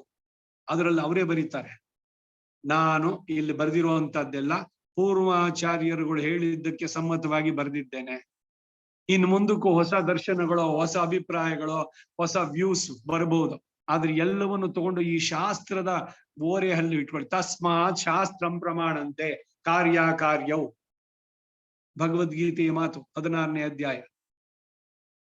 ಶಾಸ್ತ್ರವನ್ನ ಓರೆಗಲ್ಲಾಗಿಟ್ಕೊಂಡು ನೀವು ಮಾಡುವಂತದ್ದು ಏನೇ ದರ್ಶನವೋ ಏನೇ ಅಭಿಪ್ರಾಯವೋ ಇದಕ್ಕೆ ವಿರುದ್ಧವಾಗಿದೆ ಡಿಸ್ಕಾರ್ಡ್, ಇದಕ್ಕೆ ಪೂರಕವಾಗಿದೆ ಅಕ್ಸೆಪ್ಟೆಡ್. ಇದು ಅವ್ರು ಹೇಳಿರುವಂತದ್ದು ಮಾತು, ದೇಶಿಕರ ಮಾತು.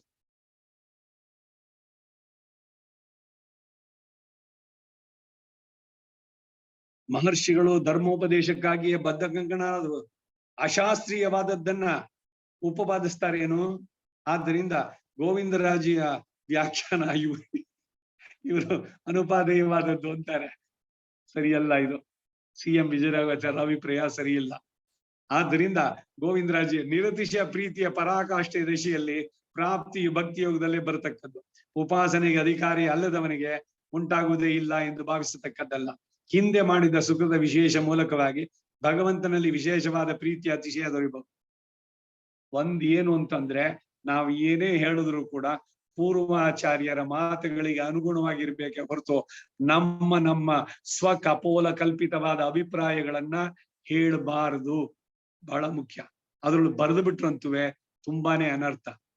ಸಹಸ್ರಂ ವದ ಏಕಂ ಮಾಲಿಕ. ಈಗ ನಾನ್ ಬೇಕಾದಷ್ಟು ಹೇಳ್ತೀನಿ, ಎಷ್ಟನ್ನ ನೀವು ಜ್ಞಾಪಿಸ್ಕೊಳ್ತೀರಿ? ಇದಾಗಿದ ತಕ್ಷಣನೇ ಮರ್ತೋಗುತ್ತೆ. ಅಷ್ಟೊಲ್ಲಿ ಇದಾಗಲ್ಲ. ದೇವರದ ಇದರಿಂದ ನಾನು ಏನನ್ನು ತಪ್ಪು ಹೇಳದೇ ಇರ್ಲಿ ಅಂತ ನಿಮ್ ಭಗವಂತನಲ್ಲಿ ಪ್ರಾರ್ಥನೆ. ಒಂದು ಯಥಾರ್ಥ ಜ್ಞಾನ ಹೇಗಿದೆಯೋ ಅದರ ಅರ್ಥ ಹಾಗೆ ಸರಿಯಾಗಿ ತಿಳಿಸುವಂತ ಬುದ್ಧಿ ನನಗ್ ಕೊಡು. ಮತ್ತೆ ಅದು ಕೇಳೋದಕ್ಕೆ ಮಧುರವಾಗಿರ್ಲಿ ಅಂತ.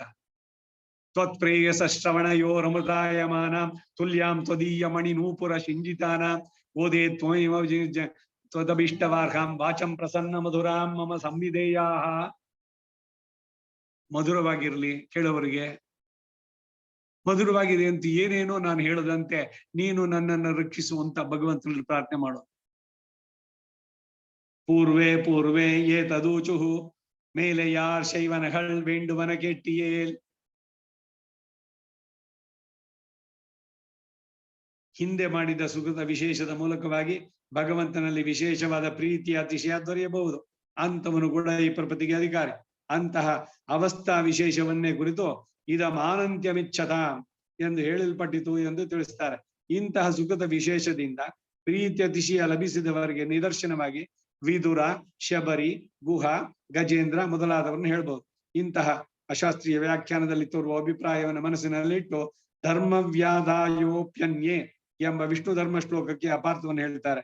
ಇವರೆಲ್ಲ ಉಪಾಸನೆಗೆ ಅಧಿಕಾರಿಗಳಲ್ಲ. ಹೇಗೆಂದ್ರೆ ಶ್ರಮಣೀ ಅಂದರೆ ಶಬರಿಯು ಸ್ತ್ರೀತ್ವ ಶಬರತ್ವಗಳಿಂದ ಉಪಾಸನಕ್ಕೆ ಹೇಗೆ ಅಧಿಕಾರಿ ಅಲ್ಲವೋ ಹಾಗೆ ಧರ್ಮವ್ಯಾಧ ವಿದುರಾದಿಗಳು ಅಲ್ಲ. ಇವರುಗಳೆಲ್ಲ ಭಾಗವತ ಸಂಶ್ರಯಿಯಿಂದ ಮುಕ್ತಿಯನ್ನು ಹೊಂದಿದ್ರು. ಆದರೆ ಸಾರದೀಪಿಕೆಯವರು ಆಳ್ವಾರ್ ನಾಥಮುನಿ ಪ್ರಭುತಿಗಳಿಗೆ ಕಿಡೈತದ್ದಿರೇ ಎಂದು ಇವರುಗಳನ್ನ ನಿದರ್ಶನವಾಗಿ ಹೇಳ್ತಾರೆ. ಆಳ್ವಾರ್ ಅವರ ನಿದರ್ಶನ ಸರಿ ಹೋಯ್ತು. ಇವರು ಶೂದ್ರರ ಮಧ್ಯದಲ್ಲಿದ್ದು ಸುಖದ ಪರಿಪಾಕದಿಂದ ನಿರತಿಶಯ ಪ್ರೀತಿಯು ಭಗವಂತನಲ್ಲಿ ಉಂಟಾಗಿ ಶರಣಾಗತಿ ಉಂಟು ಮಾಡಿ ಪ್ರಾಪ್ತಿಯನ್ನ ಹೊಂದಬೇಕೆಂದು ಆರ್ತರಾಗಿದ್ರು. ನಾಥಮುನಿ ದೃಷ್ಟಾಂತ ಹೇಗೋ ತಿಳಿಯಲಿಲ್ಲ ನೋಡಿ. ಹೀಗೆ ಅವರವರ ಇದ್ರದನ್ನ ಹೇಳ್ತಾರೆ. ಸರಿಯಾಗಿ ಇದ್ ಮಾಡಿ ಬರ್ಬೇಕು. ಇವರಿಗೆ ಪರಮಾತ್ಮನಲ್ಲಿ ನಿರತಿಶಯ ಪ್ರೀತಿಯ ಅತಿರೇಕ ಇತ್ತು ಎಂಬುದರಲ್ಲಿ ಏನೂ ಸಂದೇಹ ಇಲ್ಲ. ಆದ್ರೆ ಇವರು ಬ್ರಾಹ್ಮಣರು, ಭಕ್ತಿ ಯೋಗದಲ್ಲಿ ಶಕ್ತಿ ಇಲ್ಲದವರಲ್ಲ. ಆದ್ದರಿಂದ ಭಕ್ತಿ ಯೋಗವನ್ನು ಅನುಷ್ಠಿಸಿ ಆ ಯೋಗ ಬಲದಿಂದ ಬಹುಕಾಲ ಅಂದ್ರೆ 300 ವರ್ಷಗಳಿಗೂ ಹೆಚ್ಚು ಕಾಲ ಜೀವಿಸಿದ್ರು ಎಂಬ ವೃತ್ತಾಂತ ಉಂಟು. ನಾಥಮುನಿಗಳು ಜೀವನ 340-350 ವರ್ಷ ಹೇಳ್ತಾರೆ. ಆಚಾರ್ಯ ಪರಂಪರೆಯಲ್ಲಿ ಉಪಾಸನವನ್ನು ಅನುಷ್ಠಿಸಿದವರಲ್ಲಿ ಇವರೇ ಕೊನೆಯವರು ಎಂದು ಹೇಳಲ್ಪಟ್ಟಿದೆ. ಇವರಾದ ನಂತರ ಉಪಾಸನವನ್ನು ಅನುಷ್ಠಿಸಿದ ಆಚಾರ್ಯರು ಯಾರೂ ಇಲ್ಲ.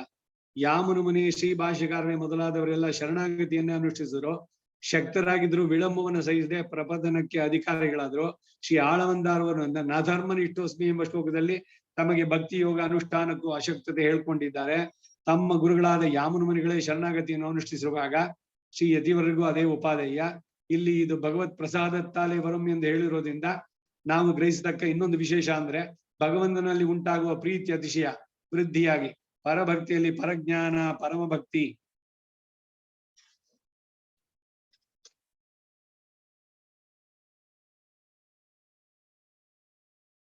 ಅವಸ್ಥೆಗಳನ್ನು ಹೊಂದುವುದು. ಪರಮಭಕ್ತಿ ರೂಪವಾದ ಅವಸ್ಥೆ ಹೊಂದುವ ಬರೀ ಭಕ್ತಿ ಯೋಗ ಅನುಷ್ಠಾನದಿಂದ ಪ್ರಾಪ್ತವಾಗುವಂತಹದ್ದು, ಅನ್ಯತಾ ಉಂಟಾಗತಕ್ಕದ್ದಲ್ಲ ಎಂದು ಭಾವಿಸತಕ್ಕದ್ದಲ್ಲ. ಆದ್ದರಿಂದಲೇ ಇಲ್ಲಿ ಉಪಾಸನೆಗೆ ಶಾಸ್ತ್ರರೀತ್ಯ ಅಧಿಕಾರ ಇಲ್ಲದವರಿಗೂ ಕೂಡ ಜನ್ಮಾರ್ಜಿತ ಸುಖದ ಪರಿಪಾಕದಿಂದ ಉಂಟಾಗಬಹುದು ಎಂದು ಅಂತವರು ಪ್ರಪದನಕ್ಕೆ ಅಧಿಕಾರಿಗಳು ಎಂದು ಹೇಳಲ್ಪಟ್ಟಿತು. ಇದು ಅಲ್ಲದೆ ಪ್ರಪದನವನ್ನು ಅನುಷ್ಠಿಸಿದ ನಂತರ ಪರಭಕ್ತಿ, ಪರಜ್ಞಾನ, ಪರಭಕ್ತೈಕ ಸ್ವಭಾವ ಮಾಂ ಕುರುಷ್ವ ಅಂತ ಪ್ರಾರ್ಥಿಸಿದ್ರು. ಇದರಿಂದ ಕೆಲವರು ಅಭಿಪ್ರಾಯ ಪಡುವುದು ಏನು ಅಂದ್ರೆ ಇಲ್ಲಿ ಶ್ರೀ ಯತಿವರರು ಆಚರಿಸುವ ಶರಣಾಗತಿಯು ಇಲ್ಲಿ ಪ್ರಾರ್ಥಿಸಿರುವ ಪರಭಕ್ತಿ, ಪರಜ್ಞಾನ, ಪರಭಕ್ತೈಕ ಸ್ವಭಾವ ಮಾಂ ಕುರುಷ್ವ ಎಂಬುದು ಉಪಾಸನ ಸಿದ್ಧಿ ಪ್ರಾರ್ಥನೆ ಅಂತ ಹೇಳ್ತಾರೆ. ಈ ಶ್ರೀ ನಿಗಮಾಂತರ ವಾಕ್ಯವನ್ನ ಮನಸ್ಸಿಗೆ ತಂದುಕೊಂಡ್ರೆ ಉಪಾಸನಕ್ಕೆ ಅಧಿಕಾರ ಇಲ್ಲದವರಿಗೂ ಕೂಡ ಸುಕೃತ ವಿಶೇಷದಿಂದ ಕೃಪಾನಿಧಿಯ ಅನುಗ್ರಹದಿಂದ ಈ ಅವಸ್ಥೆ ಉಂಟಾಗಬಹುದು. ಆದರೆ ಶ್ರೀ ಯತಿಯವರು ಅನುಷ್ಠಿಸಿದ್ದು ಶರಣಾಗತಿ ವಿನಃ ಉಪಾಸನ ಅಲ್ಲ ಎಂಬುದು ಸ್ಥಾಪಿತ ಅಂದ್ರು.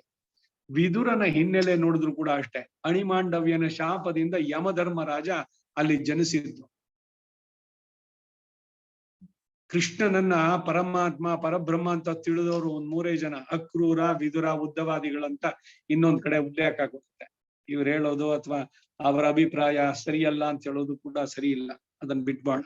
ಮುಂದಕ್ಕೆ ಶ್ಲೋಕದ್ವಯಾರ್ಥ ಉಪಪಾದಯ ನಿಗಮಯತಿ.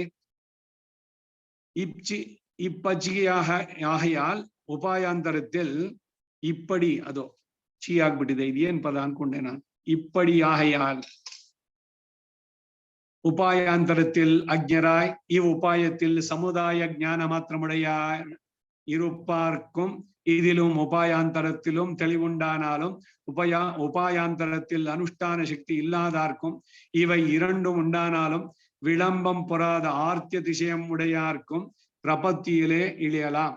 இவ்விளம்பாட்சமனமும் தான் நினைத்த காலத்திலே பலம் பெருகைக்கு உபாயாந்தர ரಹಿತಾன் இப்பிரகாரத்தை நினைத்து ஜகதிகதி மன்யாம் ವಿದುಷಾಂ ಎಂಗಿರದು. 2 ಶ್ಲೋಕಾರ್ಥಗಳನ್ನು ಉಪಪಾದಿಸಿ ನಿಗಮನ ಮಾಡ್ತಾರೆ. ಇಪ್ಪಡಿಯಾಹಯಾಲೆ ಈ ಶ್ಲೋಕಗಳಲ್ಲಿ ಅಭಿಪ್ರಾಯ ಈಗ ನಾವು ಉಪಪಾದಿಸಿದ ರೀತಿಯಲ್ಲಿ ಆದ್ದರಿಂದ ಉಪಾಯಾಂತರத்தில் ಭಕ್ತಿ ಯೋಗದ ವಿಷಯದಲ್ಲಿ ಅಜ್ಞರಾಯ್ ತಿಳುವಳಿಕೆ ಇಲ್ಲದವರಾಗಿ ಇವು ಉಪಾಯத்தில் ಈ ಪ್ರಪದನದಲ್ಲಿ ಸಮುದಾಯ ಜ್ಞಾನ ಮಾತ್ರ ಇರುಕ್ಕುಂ ಒಟ್ಟಿನಲ್ಲಿ ಮೋಕ್ಷ ಪ್ರಾಪಕ ಎಂಬ ಜ್ಞಾನ ಮಾತ್ರವನ್ನು ಹೊಂದಿದ್ರು ಕೂಡ ಇದರಲ್ಲೂ ಕೂಡ ಎರಡನೇದು ಉಪಾಯಾಂತರத்திலும் ಭಕ್ತಿ ಯೋಗ ನಿಷ್ಠೆಯಲ್ಲಿ தெளிவுண்டானாலும் ಜ್ಞಾನ ಉಂಟಾದ್ರೂ ಕೂಡ ಉಪಾಯಾಂತರத்தில் ಆ ಭಕ್ತಿ ಯೋಗದಲ್ಲಿ ಅನುಷ್ಠಾನ ಶಕ್ತಿ ಇಲ್ಲದಾರ್ಕುಂ ಅನುಷ್ಠಿಸುವ ಶಕ್ತಿ ಇಲ್ಲದವರೆಗೂ. ಮೂರನೇದು ಇವ ಇರಂಡು ಉಂಡಾನಾಲಂ, ಈ ಅನುಷ್ಠಾನಕ್ಕೆ ಬೇಕಾದ ಜ್ಞಾನ ಶಕ್ತಿ ಎರಡು ಇದ್ರು ಕೂಡ ವಿಳಂಬಂ ಪೋರಾದ ಆರ್ತ್ಯತಿಶಯಮುಡೆಯಾರ್ಕಂ, ಪುನರ್ಜನ್ಮ ಇಲ್ಲದೆ ಮೋಕ್ಷ ಪ್ರಾಪ್ತಿಯಲ್ಲಿ ವಿಳಂಬವನ್ನು ಸಹಿಸದೇ ಇರುವಂತಹ ಆರ್ತಿ ಅತಿಶಯನು ಹೊಂದಿದವರೆಗೂ, ಹೆಚ್ಚಾದ ಆಕಿಂಚನ್ಯವನ್ನು ಹೊಂದಿರುವವರೆಗೂ ಪ್ರಪತ್ತಿಯಿಲೇ ಇಳಿಯಲಾಂ, ಪ್ರಪದನದಲ್ಲೇ ಪ್ರವೇಶ ಉಂಟಾಗತ್ತೆ, ಅಂದರೆ ಅಧಿಕಾರ ಉಂಟಾಗತ್ತೆ ಎಂಬ ಭಾವ. ಹೀಗೆ ಈ ಮೂವರು ಅಧಿಕಾರಿಗಳು ಎಂದು ಹೇಳಲ್ಪಟ್ಟಿದ್ರು. ಒಂದನೇ ಅಧಿಕಾರಿ ಇದಂ ಶರಣಮಜ್ಞಾನ ಎಂಬುದರಿಂದ, ಎರಡನೇ ಅಧಿಕಾರಿ ಇದಮೇವ ವಿಜಾನತಾಂ ಎಂಬುದರಿಂದ, ಮೂರನೇವನು ಇದಂ ತಿತೀರ್ಷತಾಂ ಪಾರಮಿದಂ ಆನಂತ್ಯಮಿಚ್ಚತಾಂ ಎಂಬುದರಿಂದ ಹೇಳಲ್ಪಟ್ಟರೆಂಬ ಭಾವ. ಇವು ಎಲ್ಲಾ ಸಂದರ್ಭದಲ್ಲೂ ಅಕಿಂಚನೋ ಅನನ್ಯಗತಿ ಎಂಬ ಶ್ರೀ ಆಳವಂದಾರವರು ಹೇಳಿಕೊಂಡ ಹಾಗೆ ಆಕಿಂಚನ್ಯವೇ ಪ್ರದರ್ಶಿಸಿತು ಎಂದು ಗ್ರಹಿಸತಕ್ಕದ್ದು. ಇದು ಶ್ರೀ ಪರಾಶರ ಭಟ್ಟರ ಶ್ಲೋಕದಲ್ಲಿ ವ್ಯಕ್ತವಾಗಿ ಹೇಳಿದೆ. ಗತಿ ಮನ್ರಾಮ್ ವಿದುಷಾಂ ಎಂಬ ಪ್ರಯೋಗ ಇದರಿಂದ ಅಕಿಂಚನೋ ಅನ್ಯಗತಿ ಎಂಬುದು ವ್ಯಕ್ತಪಡಿಸಲ್ಪಟ್ಟಿತು. ಆದ್ರೆ ಒಂದು ಪೂರ್ವ ಪಕ್ಷ ಉದಿಸಬಹುದು. ಹೇಗೆಂದ್ರೆ ಪ್ರಥಮಾಧಿಕಾರಿಯಲ್ಲಿ ಅಜ್ಞಾನ ಇರೋದ್ರಿಂದ ಬೇರೆ ಗತಿ ಆತನಿಗಿಲ್ಲದೆ ಆಕಿಂಚನ್ಯ ಉಂಟು ಎಂದು ಹೇಳ್ಬೋದು. ದ್ವಿತೀಯ ಅಧಿಕಾರದಲ್ಲಿ ಅಶಕ್ತತೆ ಇರೋದ್ರಿಂದ ಈ ಉಪಾಯವಲ್ಲದೆ ಬೇರೆ ಗತಿ ಇಲ್ಲವಾದ್ದರಿಂದ ಆಕಿಂಚನ್ಯವನ್ನು ಒಪ್ಪಬಹುದು. ಜ್ಞಾನ ಶಕ್ತಿ ಎರಡು ಇರುವ ತೃತೀಯ ಅಧಿಕಾರಿಗೆ ವಿಳಂಬವನ್ನು ಸಹಿತ ಮಾತ್ರದಿಂದ ಅಧಿಕಾರಿ ಹೀಗಾಗ್ತಾನೆ ಅಂದ್ರೆ ಅದಕ್ಕೆ ಮುಂದಿನ ವಾಕ್ಯವಾದ ಈ ವಿಳಂಬಾಕ್ಷಮನವು ಇದರಿಂದ ಎಂಬುದರಿಂದ ಸಮಾಧಾನ ಹೇಳ್ತಾರೆ. ಈ ವಿಳಂಬಾಕ್ಷಮನವು, ಈ ಜ್ಞಾನ ಶಕ್ತಿಗಳೆರಡು ಇದ್ದು ಮೋಕ್ಷ ಪ್ರಾಪ್ತಿಯಲ್ಲಿ ವಿಳಂಬವನ್ನ ಸಹಿಸದೇ ಇರುವವನು ಸಹ ತಾನ್ ನಿನೈತ ಕಾಲತ್ತಿಲೆ, ತಾನು ಅಪೇಕ್ಷಿಸಿದ ಕಾಲದಲ್ಲೇ ಫಲಂ ಪೆರುಗೈಕ್ಕಂ, ಮುಕ್ತಿ ಫಲವನ್ನ ಹೊಂದುವುದಕ್ಕೆ ಉಪಾಯಾಂತರ ರಹಿತ, ಬೇರೆ ಉಪಾಯ ಇಲ್ಲದಿರುವನು. ಆದ್ದರಿಂದಲೇ ಅಕಿಂಚನನು ಅನನ್ಯಗತಿಕ ಎಂಬ ಭಾವ. ಈ ಪ್ರಕಾರத்தை ನಿನೈತ್, ಇಂತಹ ಅನನ್ಯಗತಿತ್ವವನ್ನು ಮನಸ್ಸಿನಲ್ಲಿಟ್ಟು ಜಗದಿಗತಿ ಮನ್ಯಾಂ ಅವಿದುಷಾಂ ಎಂಗಿರದೆ ಜಗತ್ತಿನಲ್ಲಿ ಬೇರೆ ಗತಿಯನ್ನ ತಿಳಿಯದೆ ಆಕಿಂಚನ್ಯ ಉಳ್ಳವರು ಎಂದು ಶ್ಲೋಕದಲ್ಲಿ ಹೇಳಿದರು. ಮುಂದೆ ವ್ಯಾಸಾದಿ ಮಹರ್ಷಿಗಳು ಹೇಗೆ ಭಕ್ತಿಯೋಗ ನಿಷ್ಠೆಗೆ ಅಧಿಕಾರಿಗಳು ಎಂಬುದನ್ನು ತಿಳಿಸ್ತಾರೆ. ಪೂರ್ವ ಪಕ್ಷಿಗಳು ನರಸ್ಯ ಬುದ್ಧಿ ದೌರ್ಬಲ್ಯಾದ ಉಪಾಯಾಂತರ ವಿಷ್ಯತೆ ಎಂಬ ಶ್ಲೋಕವನ್ನು ಮನಸ್ಸಿನಲ್ಲಿಟ್ಟು ಜ್ಞಾನ ಮಾಂದ್ಯ ವಿಶ್ವಾಸ ಮಾಂದ್ಯ ಉಳ್ಳವರೇ ಅಧಿಕಾರಿಗಳು ಎಂದು ತಮ್ಮ ಗ್ರಂಥದಲ್ಲಿ ಹೇಳಿದ್ದರು. ಹಾಗಲ್ಲ, ವ್ಯಾಸಾದಿಗಳು ಉಪಾಯಾಂತರ ಜ್ಞಾನ ಉಳ್ಳವರಾಗಿ ಭಜನ ಸುಖವು ನಿರುದ್ದೇಶವಾಗಿ ವಿಪುಲವಾದುದು ಅಂತ ತಿಳಿದವರಾಗಿ ಅದನ್ನು ಅನುಷ್ಠಿಸಲು ಶಕ್ತಿ ಮತ್ತು ವಿಶ್ವಾಸ ಉಳ್ಳವರಾಗಿ ವಿಳಂಬ ಪ್ರಾಪ್ತಿಯನ್ನು ಅನುಮೋದಿಸುವರಾಗಿ ಇದ್ದದರಿಂದ ಅವರಿಗೆ ಉಪಾಸನವೇ ಉಪಾದೇಯವಾಗಿ ಅದರಲ್ಲಿ ಉಂಟಾಯಿತು ಎಂದು ಉಪದೇಶಿಸ್ತಾರೆ ಎಂದ್ರು. ವ್ಯಾಸಾದಿಷು ಭಕ್ತಿಯೋಗೆ ಅಧಿಕಾರಸ್ತು ನ ಜ್ಞಾನ ಶಕ್ತಿ ಮಾಂದ್ಯೇನ ಅಪಿತು ಅರ್ಥಿತ್ವ ಸಾಮರ್ಥ್ಯ ವಿಳಂಬ ಕ್ಷಮಾದ್ಯೈಹಿ. ದೇಶಿಗರ ಮಾತಿದು. വ്യാസാദികൾ അധികാരി പുരുഷர்களാകയാലെ വിളംബ ക്ഷമറുമായി ഉപായാന്തര ശക്തരുമായി ഇരുപ്പാர்களாகையால் உபாசனத்தில் இழிந்தார்கள் அல்லது ஞானமாந்தியமாதல் ವಿಶ್ವಾಸಮಾನ್ಯವಾದಲ್ ಉಂಡಾ ಇಳಿந்தார்கள் ಅನ್ನು. ವ್ಯಾಸಾದಿಗಳಿಗೆ ಅಶಕ್ತಸ್ಯಾಧಿಕೃಚ್ಛೇಷು ದುರಾಶಾ ದಾರ್ಢ್ಯಶಾಲಿನಃ ಕಶ್ಚಿತ್ ಬುದ್ಧಿ ದೌರ್ಬಲ್ಯಂ ಲಘುತ್ಯಾಗಸ್ಯ ಕಾರಣಂ ತತ್ರ ಪ್ರಪತ್ತಿ ಅನರ್ಹಾಣಾಂ ಅನ್ಯದಿತ್ಯಪಿ ಯುಜ್ಯತೆ ವ್ಯಾಸಾದಿಷು ನೈವೈಷ ನೀತಿ ಸಂಶಯಗಾದಿಷು. ವ್ಯಾಸಾದಿಗಳಿಗೆ ಭಕ್ತಿಯೋಗದಲ್ಲಿ ಅಧಿಕಾರ ಜ್ಞಾನ ಶಕ್ತಿಗಳ ಮಾಂದ್ಯದಿಂದಲ್ಲ, ಅರ್ಥಿತ್ವ ಸಾಮರ್ಥ್ಯ ವಿಳಂಬ ಅಸಹನಾದಿಗಳು ಸಹನಾದಿಗಳ ಮೂಲಕವಾಗಿ ತುಂಬಾ ಆಗ್ಲಿ ನಿಧಾನಕ್ಕೆ ಬರ್ತೀನಿ ಅಂತಂದವರು. ವ್ಯಾಸಾದಿಗಳು ಇಲ್ಲಿ ಆದಿ ಶಬ್ದದಿಂದ ಶ್ರೀ ಪರಾಶರ, ವಿಶ್ವಾಮಿತ್ರ, ವಸಿಷ್ಠ ಮೊದಲಾದವರು ಜನಕಾದಿಗಳು ಹೇಳಲ್ಪಟ್ಟರು. ಅಧಿಕಾರಿ ಪುರುಷಾರ್ಗಳಾಗಿ ಅಲ್ಲಿ ಭಕ್ತಿ ಯೋಗದಲ್ಲಿ ಅಧಿಕಾರ ಉಳ್ಳವರಾದ್ದರಿಂದ ವಿಳಂಬ ಕ್ಷರಮ ಮರುಮಾಯ್ ಮೋಕ್ಷ ಪ್ರಾಪ್ತಿಯಲ್ಲಿ ವಿಳಂಬವನ್ನು ಸಹಿಸುವರಾಗಿ ಉಪಾಯಾಂತರ ಶಕ್ತರುಮಾಯ್ ಭಕ್ತಿ ಯೋಗವನ್ನು ಅನುಷ್ಠಿಸಲು ಬೇಕಾದ ಶಕ್ತಿಯನ್ನು ಹೊಂದಿದವರಾಗಿ ಇರುಪಾರ್ಗಳಾಗಿ ಅಲೆ ಇರುವರಾದ್ದರಿಂದ ಉಪಾಸನದಲ್ಲಿ ಇಳಿಂದಾರ್ಗಳ್ ಪ್ರವೇಶವನ್ನು ಹೊಂದಿದ್ರು. ಹಾಗಲ್ಲದೆ ಜ್ಞಾನ ಮಾಂದ್ಯವಾದ ಕೆಲವರು ತಮ್ಮ ಗ್ರಂಥದಲ್ಲಿ ಬರೆದಿರೋ ಹಾಗೆ ಜ್ಞಾನದ ದೌರ್ಬಲ್ಯವಾಗ್ಲಿ ವಿಶ್ವಾಸ ಮಾಂದ್ಯ ವಿಶ್ವಾಸದಲ್ಲಿ ಮಹಾವಿಶ್ವಾಸದಲ್ಲಿ ದೌರ್ಬಲ್ಯವಾಗ್ಲಿ ಉಂಟಾಗಿ ಪ್ರಾಪ್ತವಾಗಿ ಇಳಿಂದಾರ್ಗಳ್ ಅನ್ನೇ ಪ್ರವೇಶ ಉಂಟಾಯಿತು ಅನ್ನೋದಲ್ಲ. ಕೆಲವರು ಹೇಳುವುದೇನೆಂದ್ರೆ ಪ್ರಾಪಕಾಂತಾರಂ ಅಜ್ಞರ್ಕುಪಾಯಂ, ಅಜ್ಞರಿಗೆ ಬೇರೆ ಉಪಾಯವಾದ ಉಪಾಸನೆ, ಹೀಗೆ ಅವರ ಅಭಿಪ್ರಾಯ. ಏತರಿಂದ ಅಂದರೆ ನರಸ್ಯ ಬುದ್ಧಿ ದೌರ್ಬಲ್ಯಾದ ಉಪಾಯಾಂತರ ಮಿಷ್ಯತೆ ಎಂಬ ವಾಕ್ಯವನ್ನು ಅನುಸರಿಸಿ ಅದರ ಅರ್ಥವನ್ನು ಸರಿಯಾಗಿ ಗ್ರಹಿಸದೆ ಹಾಗೆ ಹೇಳುತ್ತಾರೆ ಎಂಬ ಭಾವ. ಪ್ರಪದನದಲ್ಲಿ ಅಧಿಕಾರಿಗಳು 3 ವಿಧ ಎಂದು ಹಿಂದೆ ಹೇಳಲ್ಪಟ್ಟಿತ್ತು.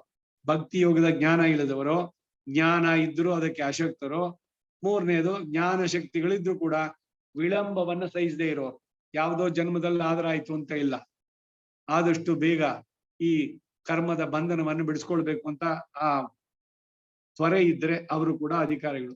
ಹೀಗೆ ಈ ಮೂರು ಪಂಗಡಕ್ಕೂ ವ್ಯಾಸಾದಿಗಳು ಸೇರಿದವರಲ್ಲ. ಅವರಿಗೆ ಭಕ್ತಿ ಯೋಗದ ಜ್ಞಾನ ಸಂಪೂರ್ಣವಾಗಿ ಉಂಟು. ಅದರ ವಿಷಯವಾಗಿ ಭಗವದ್ಗೀತೆಯ ಭಾಗವತಾದಿಗಳಲ್ಲೂ ಬ್ರಹ್ಮಸೂತ್ರಗಳಲ್ಲೂ ವಿಸ್ತರಿಸಿ ಹೇಳಿದ್ದಾರೆ. ಅವರಿಗೆ ಯಾವ ವಿಧದ ಅಶಕ್ತಿಯೂ ಇಲ್ಲ, ಮಹಾ ಸಮರ್ಥರು ಮತ್ತು ಅವರ ವಿಳಂಬವನ್ನು ಸಹಿಸುವವರು. ಏಕೆಂದರೆ ಮೋಕ್ಷದಲ್ಲಿ ಪ್ರಾಪ್ತವಾಗುವ ಆನಂದವನ್ನ ಇಲ್ಲಿಯೇ ಸ್ವಲ್ಪ ಮಟ್ಟಿಗೆ ತಮೇವಂ ವಿದ್ವಾನ್ ಅಮೃತ ಇಹ ಭವತಿ ಎಂದು ಭಜನ ಸುಖಂ ಏಕಸ್ಯ ವಿಪುಲಂ ಅಂತ ಹೇಳಿರುವ ಹಾಗೆ ಅನುಭವಿಸರಾದ ಪ್ರಯುಕ್ತ ಅವರು ಅಷ್ಟು ತ್ವರೆಯುಳ್ಳವರಲ್ಲ. ಈ ರೀತಿ ಹೇಳುವುದೇ ಸರಿಯಲ್ಲ ಅನ್ಸುತ್ತೆ ನನಗೆ. ವ್ಯಾಸ ಯಾರು? ನಮ್ಮಂತೆ ಸಾಮಾನ್ಯ ಇದೇನೆ, ಭಗವಂತಂದೇ ಇನ್ನೊಂದು ಅವತಾರ ಅದು. ಹೀಗೆ ಈ ಕಾರಣಗಳಿಂದ ಅವರಿಗೆ ಪ್ರಪಂಚದಲ್ಲಿ ಅಧಿಕಾರವಿಲ್ಲ, ಭಕ್ತಿ ಯೋಗದಲ್ಲಿ ಅಧಿಕಾರ ಉಳ್ಳವರು ಎಂದು ಉಪವಾದಿಸಿದ್ರು. ಆದ್ರಿಂದ ಪೂರ್ವ ಪಕ್ಷಿಗಳು ಹೇಳಿದಾಗೆ ಬುದ್ಧಿ ದೌರ್ಬಲ್ಯದಿಂದಾಗಲಿ ವಿಶ್ವಾಸದಲ್ಲಿ ಪೂರ್ಣವಾದ ನಂಬಿಕೆ ಮಹಾವಿಶ್ವಾಸ ಇಲ್ಲದೆ ಅದರ ಮಾಂದ್ಯದಿಂದಾಗಲಿ ಭಕ್ತಿ ಯೋಗದಲ್ಲಿ ಅವರಿಗೆ ಅಧಿಕಾರ ಅಂತ ಹೇಳುವುದು ಸರಿಯಲ್ಲ. ಈಗ ಪೂರ್ವ ಪಕ್ಷಿಗಳ ವಾದವನ್ನ ನಿರಸನ ಮಾಡಿ ಸ್ಥಾಪಿಸಿದ ಅಭಿಪ್ರಾಯಗಳು ಮುಖ್ಯವಾದ್ದರಿಂದ ಅವುಗಳ ಮುಂದೆ 2 ಕಾರಿಕೆಗಳ ಮೂಲಕ ಹೇಳ್ತಾರೆ. 2 ಶ್ಲೋಕ ಅವತಾರಿಕೆ. ಹಿಂದೆ ಸರ್ವಧರ್ಮಾನ್ ಪರಿತ್ಯಜ್ಯ ಎಂಬಲ್ಲಿ ಸ್ವರೂಪ ತ್ಯಾಗ ವಿಧಿಸಲ್ಪಟ್ಟಿತು ಎಂಬ ವಾದವನ್ನ ಖಂಡಿಸಿದ್ದಾಯ್ತು. ಸ್ವರೂಪ ತ್ಯಾಗ ಅಂದ್ರೆ ಎಲ್ಲ ಧರ್ಮಗಳನ್ನೇ ಬಿಟ್ಟುಬಿಡಿ ಅಂತಲ್ಲ ಅರ್ಥ ಅನ್ನೋದಕ್ಕೆ ಬಹಳ ದೊಡ್ಡದಾಗಿ ಎಲ್ಲ ನೋಡಿದ್ದಾಯ್ತು. ಇಲ್ದಿದ್ರೆ ಅವನು ಏದಂ ಕುರು ಕರ್ಮತ್ವಂ ಅಂತ ಹೇಳಿ ಆಮೇಲೆ ಎಲ್ಲದನ್ನು ಬಿಟ್ಟುಬಿಡು ಅಂತ ಹೇಳೋದು ಎಲ್ಲಿಗೆ ಸರಿಯಾಗತ್ತೆ ಅಂತ.